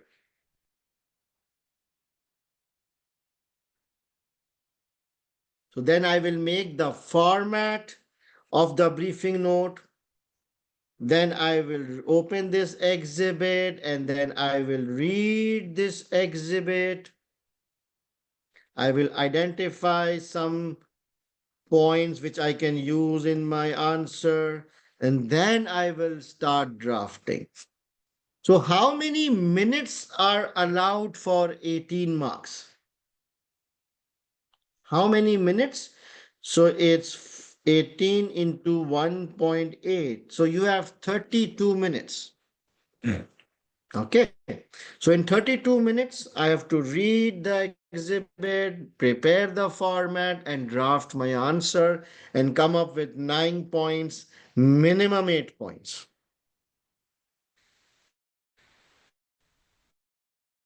So it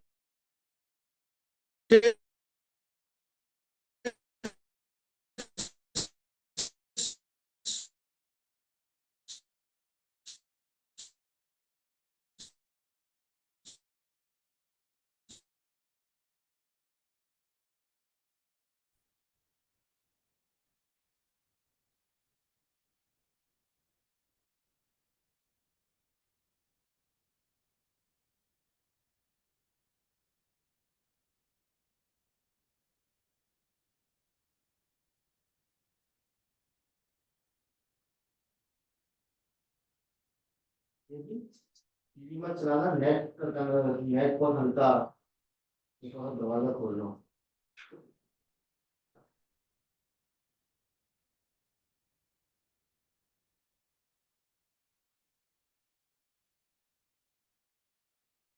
Okay, guys, is it better now?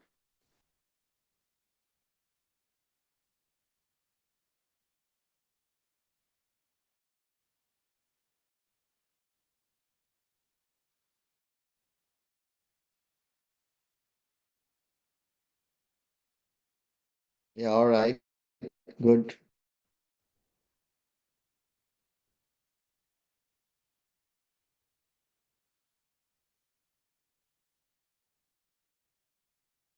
Minutes per total marks, include. Now, guys, tell me what happens that the allowed time is up and still you have not completed. What will you do? So we are supposed to write 8 or 9 points.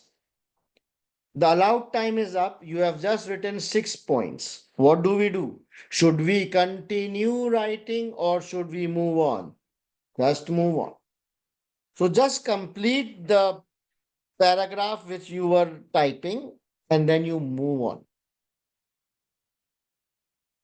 Never overspend the time. never overspend the time, because then you will fall in the time trap. Okay. Now it is easier said than done. You require guts to move on. Am I right? You require guts to leave incomplete and move on. So, right now, everybody is saying just move on. But when you are in the exam, you will forget all this because you don't have the balls to do this.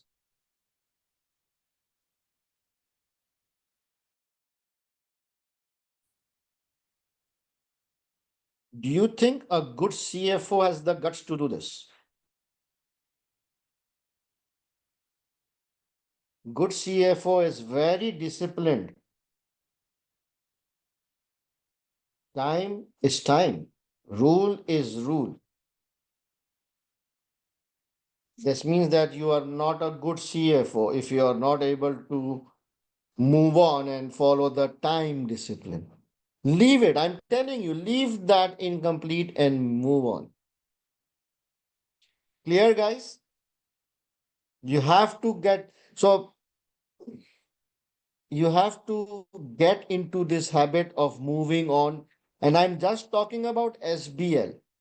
This is all applicable for SBL only. I don't know about other subjects. But in SBL, you have to attempt the full paper. And the only way you can attempt the full paper is that you keep on moving as per the time. All right.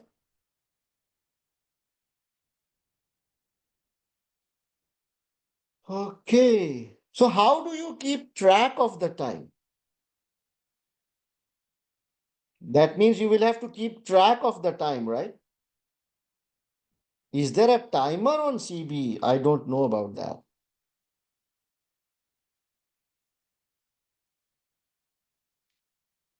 What kind of timer? Is it like a stopwatch?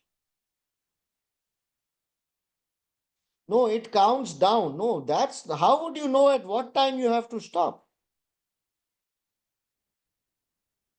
How would you know at what time I have to stop this question and move to the next question?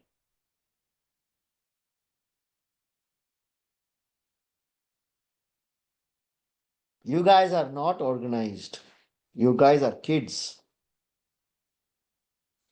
So let's say this question requires 30 minutes. So calculate 30 minutes. For example, if it is 10 a.m., so 10:30 a.m., right? Do the maths, correct. So if it is 10 a.m. right now and this question requires 30 minutes, 10:30 you have to stop. So write 10:30 on your response tool, this one. So when you are starting 3B, 3B drafting, you write that time 10:30 here. And you are drafting and you are drafting, but you always know that this is the ending time. So as soon as your timer shows 10:30, you stop drafting and move on. Is that clear? Whatever techniques work, but you need to keep a track. Otherwise, how will you follow the rule?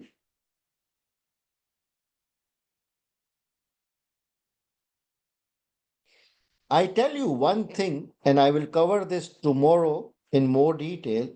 All the global prize winners and all the country prize winners, they have all said one thing. One thing was common in all of them, and all of them said rigorous time management. One student said ruthless time management. Can you imagine these words, rigorous time management or ruthless? All of them said this, and they were global prize winners. So, does it not tell us that time management is absolutely critical in SBL? If they are global prize winners, their first thing was ruthless time management. Time up, move on. time up, move on. So you need to develop that guts of keeping track of the time and then moving on, whatever happens. All right. Okay. So we are done with time management. Now, the second thing is linking with the exhibits. So how do I link? So as I said, already said in the start, that all your answers should come from the exhibits, right? There is no room for general answers.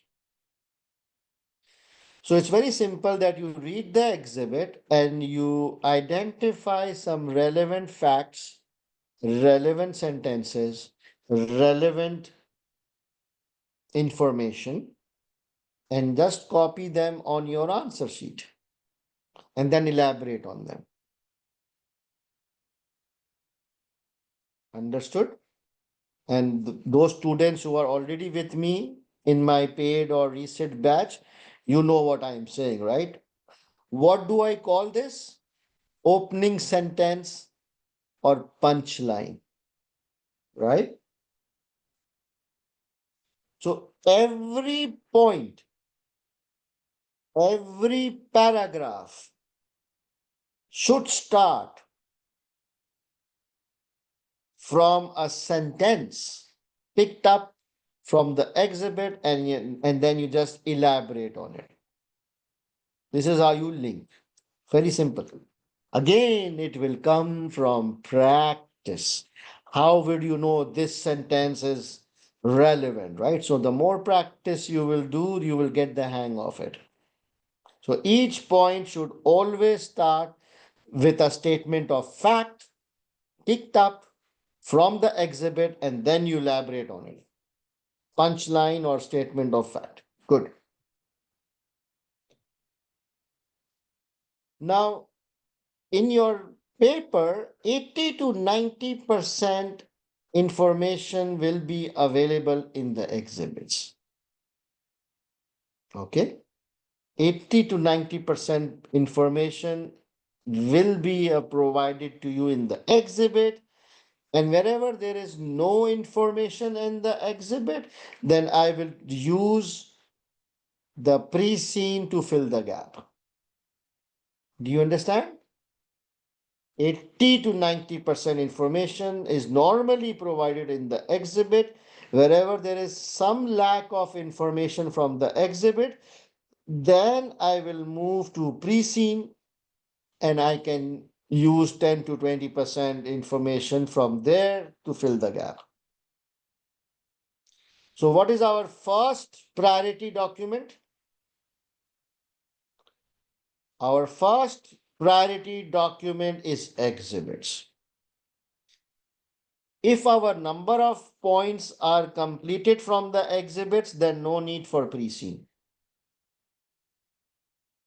But if we are short of points from the exhibit, then we can use pre-scene to add couple of more points. So first the pre-scene, then first the exhibit, then the pre-scene. All right, clear?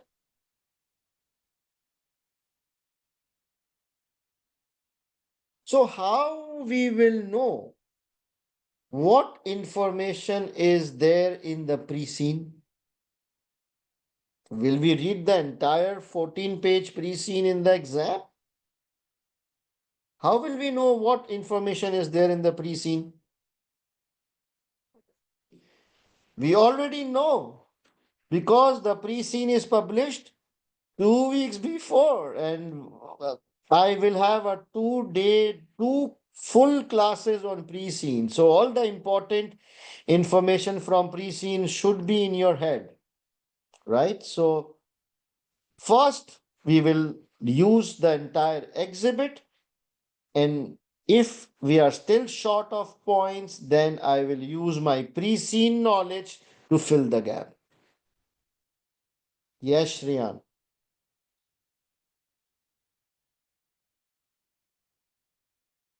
Any questions on linking, punchline, statement of fact, picked up from the exhibit? That's about it.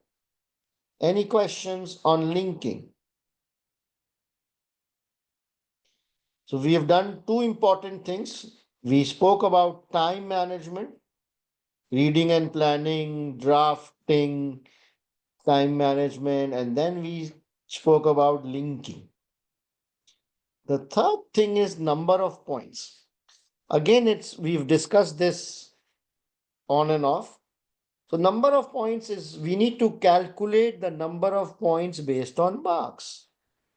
It's very simple. We assume that 1 point carries 2 marks. So a 10 marks question, we will just 10 divide by 2, 5 points. How many points for 20 marks question? 10 points. And if you are not able to come up with 10 points, then minimum how much? 9 points. Now let me ask you a tricky question. How many points for 15 marks? 7.5, right? 15 divided by 2 is 7.5. So that means 7 to 8 points, depending on the availability of information. Minimum 7, maximum 8. 7 to 8. 7 to 8. Okay, clear? Now listen very carefully. Now sometimes there are questions which is identify the weakness and give recommendation.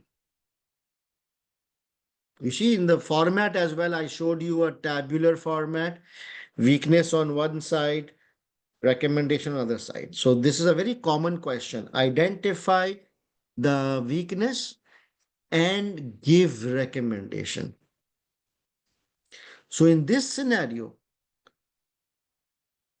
there are two things which are required, right? First, you have to identify the weakness, which means talk about the weakness and the impact. And the second thing is, then we have to give recommendation. So there are basically two things which are required. Do you understand? Yes or no?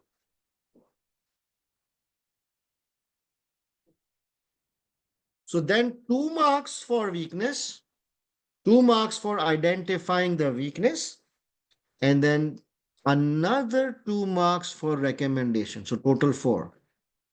Is that clear? So each point is worth 2 marks. So if I'm identifying the weakness, that's 2 marks. And then when I'm giving the recommendation, that's another 2 marks. A lot of students gets confused in this, but think very simple way.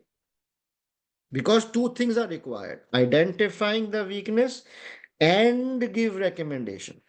So 2 marks for identifying the weakness, 2 marks for recommendation, because each point is worth 2 marks. So 2 plus 2, 4.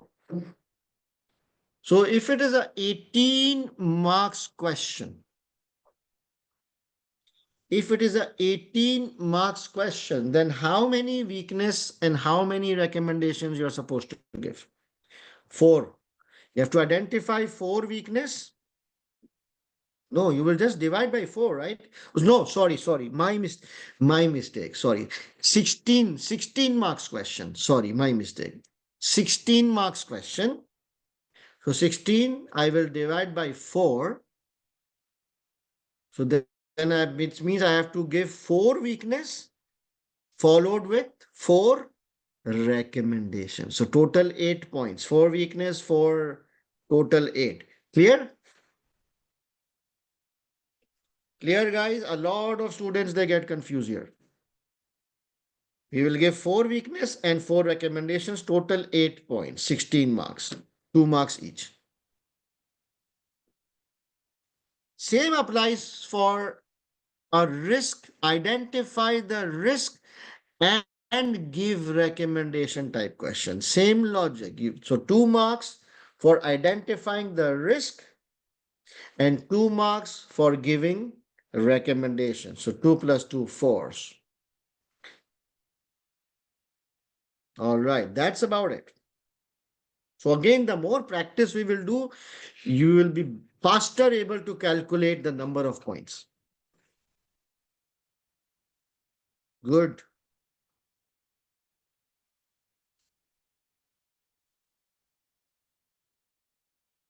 Then the format of your answer, when we are drafting, how will we draft?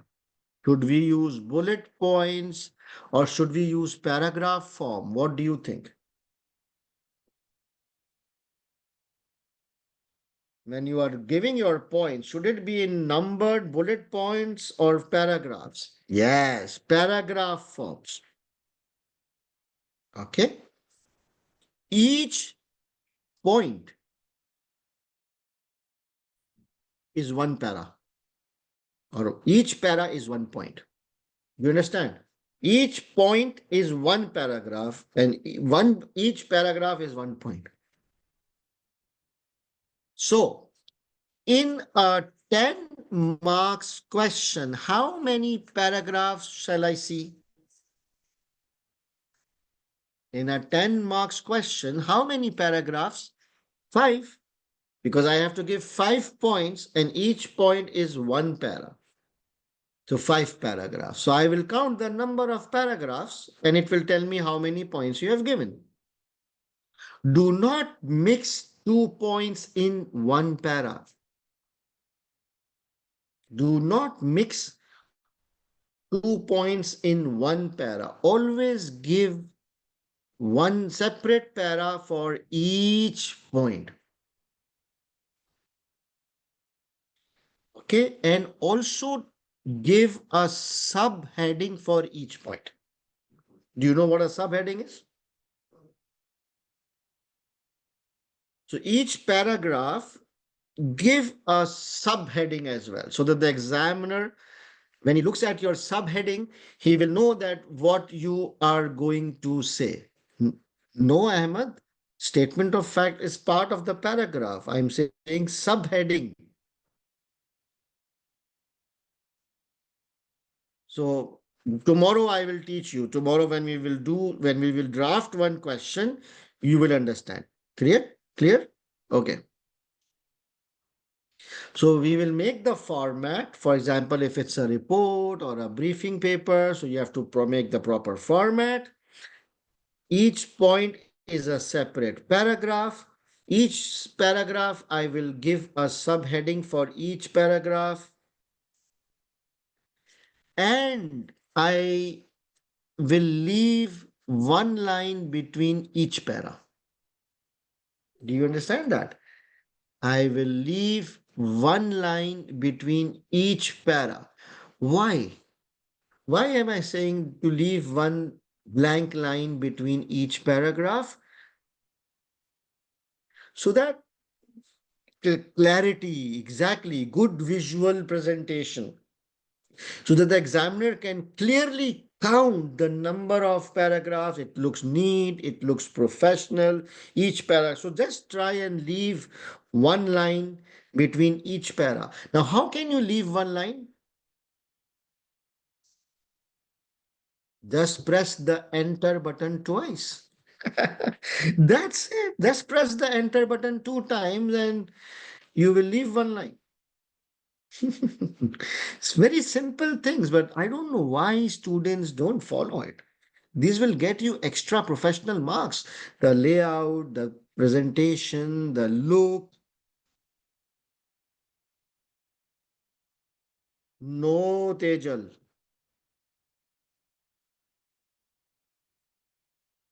All right. And for weakness and recommendation type questions, remember we will use a tabular format. When there are 2 things required, identify the weakness and give recommendation, we will use a tabular format.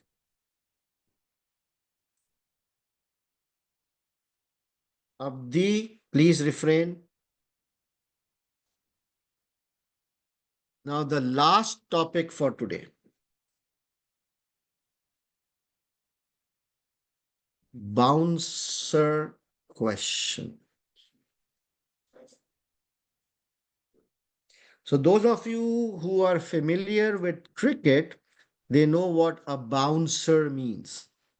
Are you able to guess what is the meaning of the word bouncer question, guys? What is the meaning of bouncer?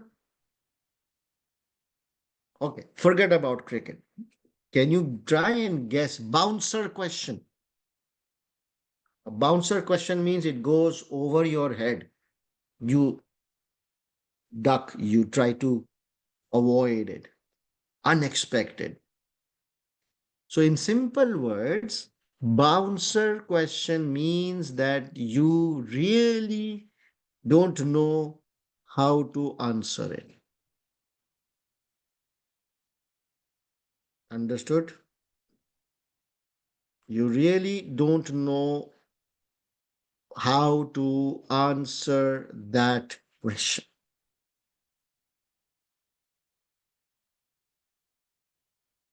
Now, the question is, does bouncer questions comes in SBL? Yes. Every paper. Every paper. There is always one bouncer question in each and every paper. Why?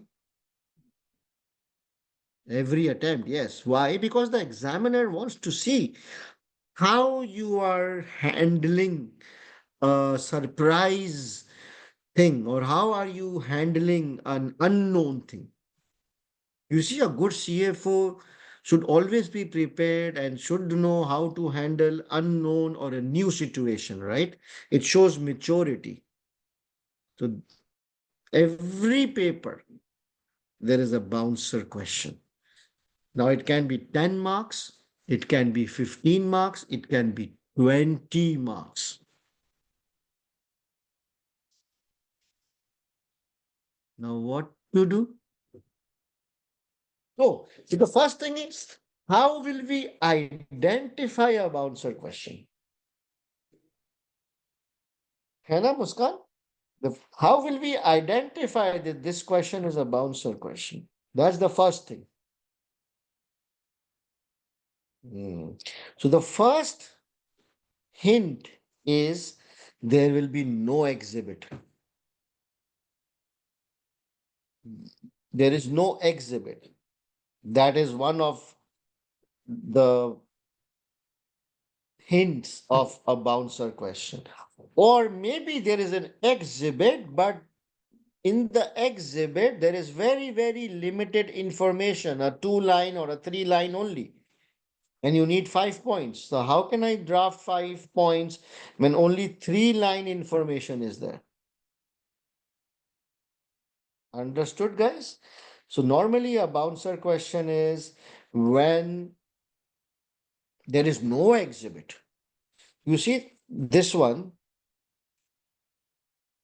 the paper which we did, look at the scratch pad. All the questions have exhibit. In this question, all the questions we have linked with the exhibit. So I don't see any bouncer question. But this is not a real paper. This is a specimen paper, right? When you look at the layered paper, you will always see that one of the question will not have any exhibit. Or maybe there is an exhibit, but very, very limited, minimal information, not sufficient to complete the question, right? And sometimes also the requirement itself, when you read the requirement, you will know that, oh my God, what topic is this? So even the exhibit is there, but the nature of the requirement was unexpected, something you have never heard of, or something which you have never practiced. And that topic came.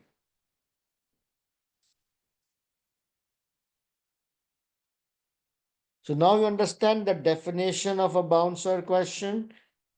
Yes, Gani, I know that it is a question which goes over your head. You really don't know what to do. Why? Because either there is no exhibit or where there is very limited information in the exhibit, or the topic itself was completely unexpected and we really don't know about that topic. No, Shreyan. So now what to do?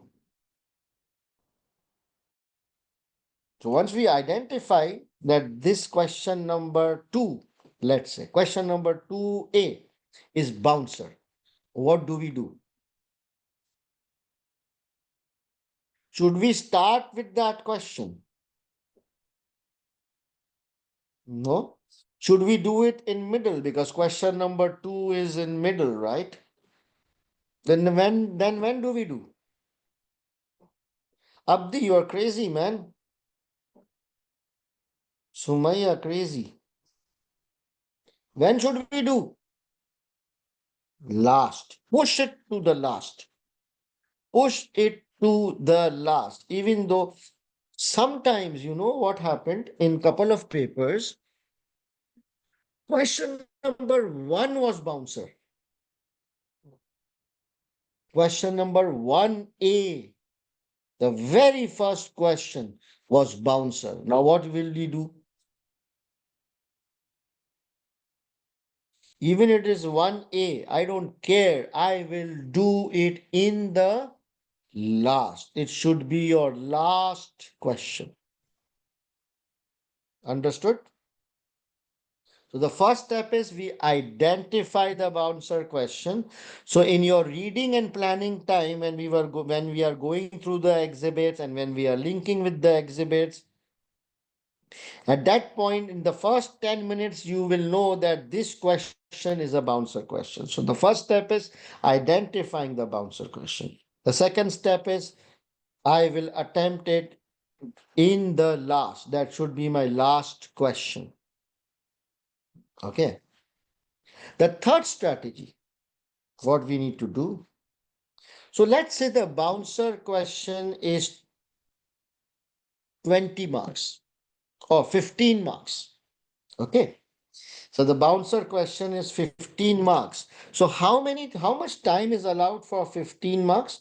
15 into 1.8, 27 minutes. Irfan, what's wrong with you? 15 into 1.8, 27 minutes. Now, should we spend the entire 27 minutes on that question? Why not? Why not? Why should we not spend the entire 27 minutes? Why not?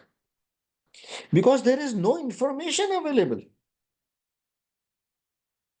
We will be just bullshitting from our own head, right? There is no exhibit or there is limited information. So why should I spend full 27 minutes when there is no information? So I always suggest that in a bouncer question, spend 10-15 minutes. Spend 10 to 15 minutes, make the format, give some basic points which you can think of. Spend 10-15 minutes. So then what should we do with the remaining minutes? So if it's a 27 marks question, I spend 15 minutes, I have 12 minutes remaining. What should I do with them? Very good, Zina. We can always go back and add more points to the easier questions, right? You remember when the allowed time was up, we moved on, right? So now is the time to go back and complete those, add one or two more points. At least we will get marks for those, right?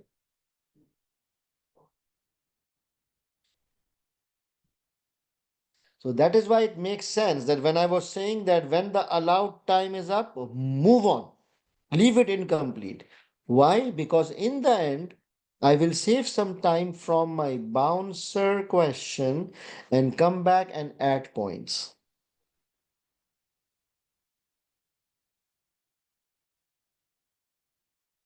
Hamza, you will not be able to do it. Under exam stress, your mind will not do multitasking.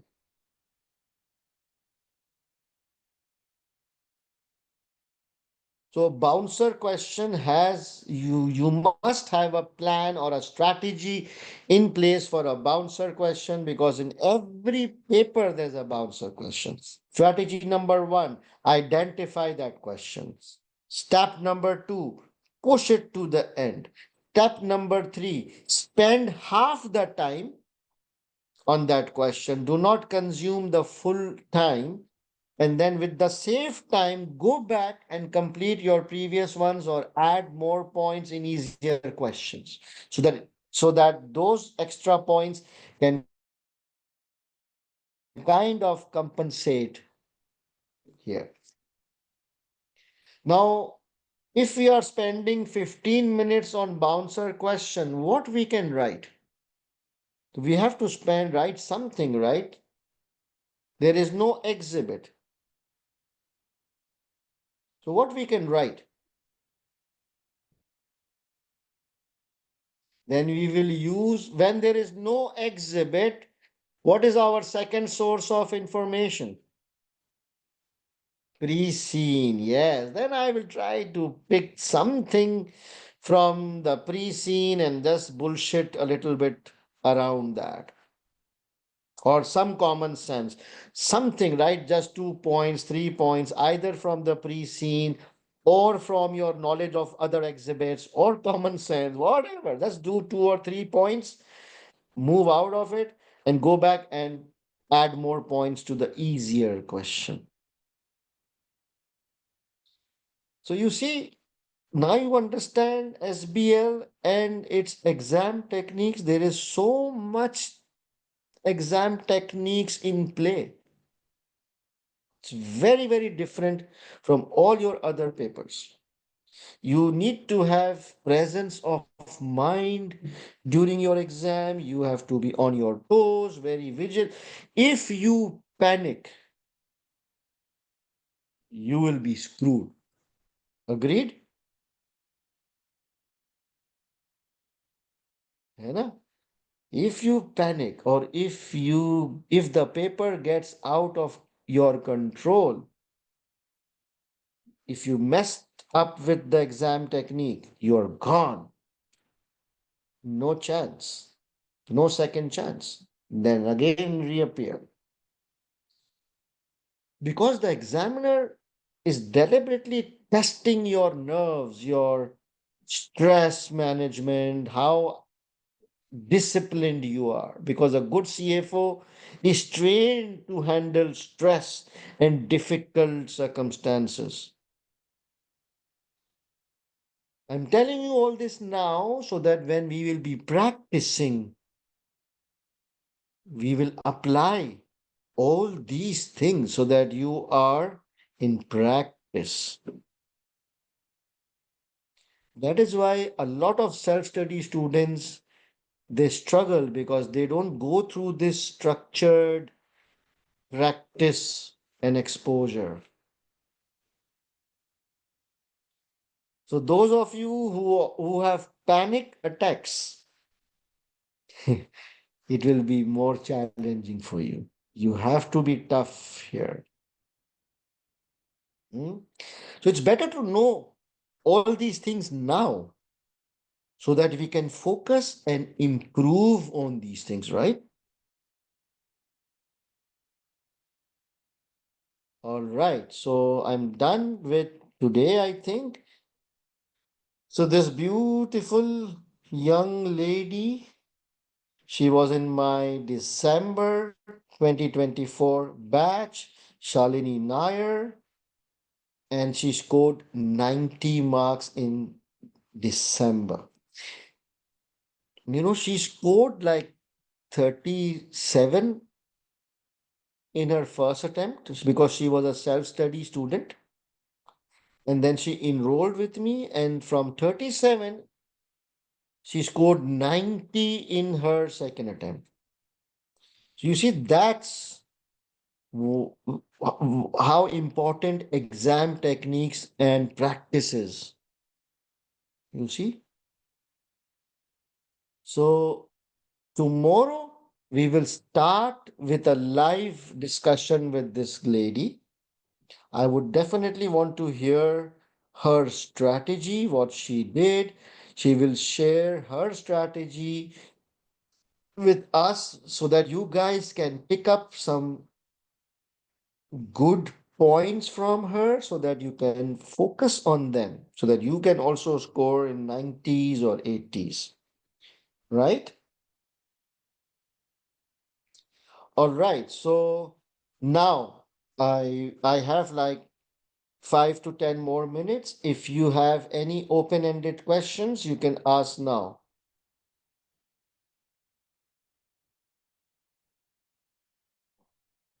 This webinar will be uploaded on YouTube definitely, but on Monday because Sunday is off. I will share the handout definitely, but on tomorrow after the webinar is finished.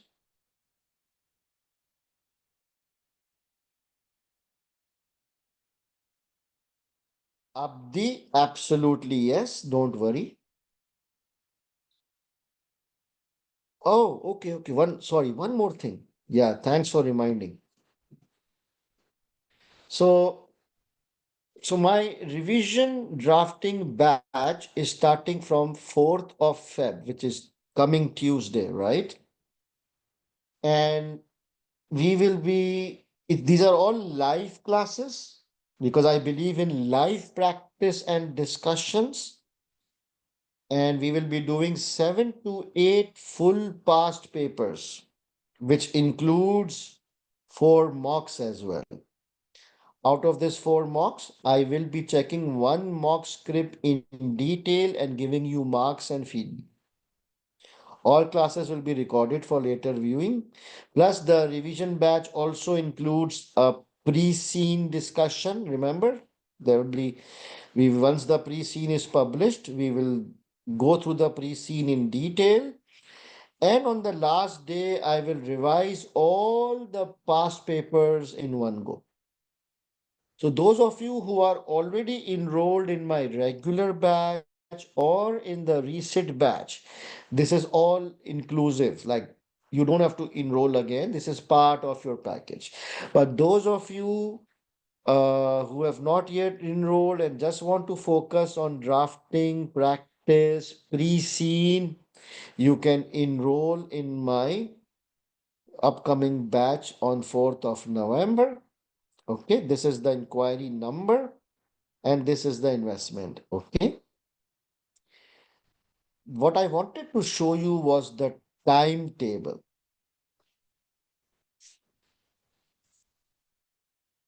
Let me enlarge it so you can see it's a very extensive thing. So for drafting, I have selected one, two, and three. Three case studies, Yex Marine, Peel Sleep Solution, and PVS. So these are the three past papers, real past papers, which we will be drafting in detail. These are the dates and the time. So you see, each case study is divided over 2 days. So Yex Marine day one, Yex Marine day two, because I want to spend time on discussions and drafting. And then after these three case studies, these three past papers, we will have 4 mock exams. And all of these are actually your past papers, right? So we will have a mock, and then on the next day, we will have a debrief in which we will discuss the mocks, the answers, and all those things. So there will be one, two, three, 4 mocks. And then the pre-scene discussion, some revision on difficult topics, and finally the grand revision of past papers. Very, very extensive schedule. So classes is basically 2 days class, 1 day gap, 2 days class, 1 day gap, 2 day class, 1 day gap, right? And the timing is 6 p.m. to 10 p.m. Dubai time. Please calculate your local time and all this will be recorded. All right.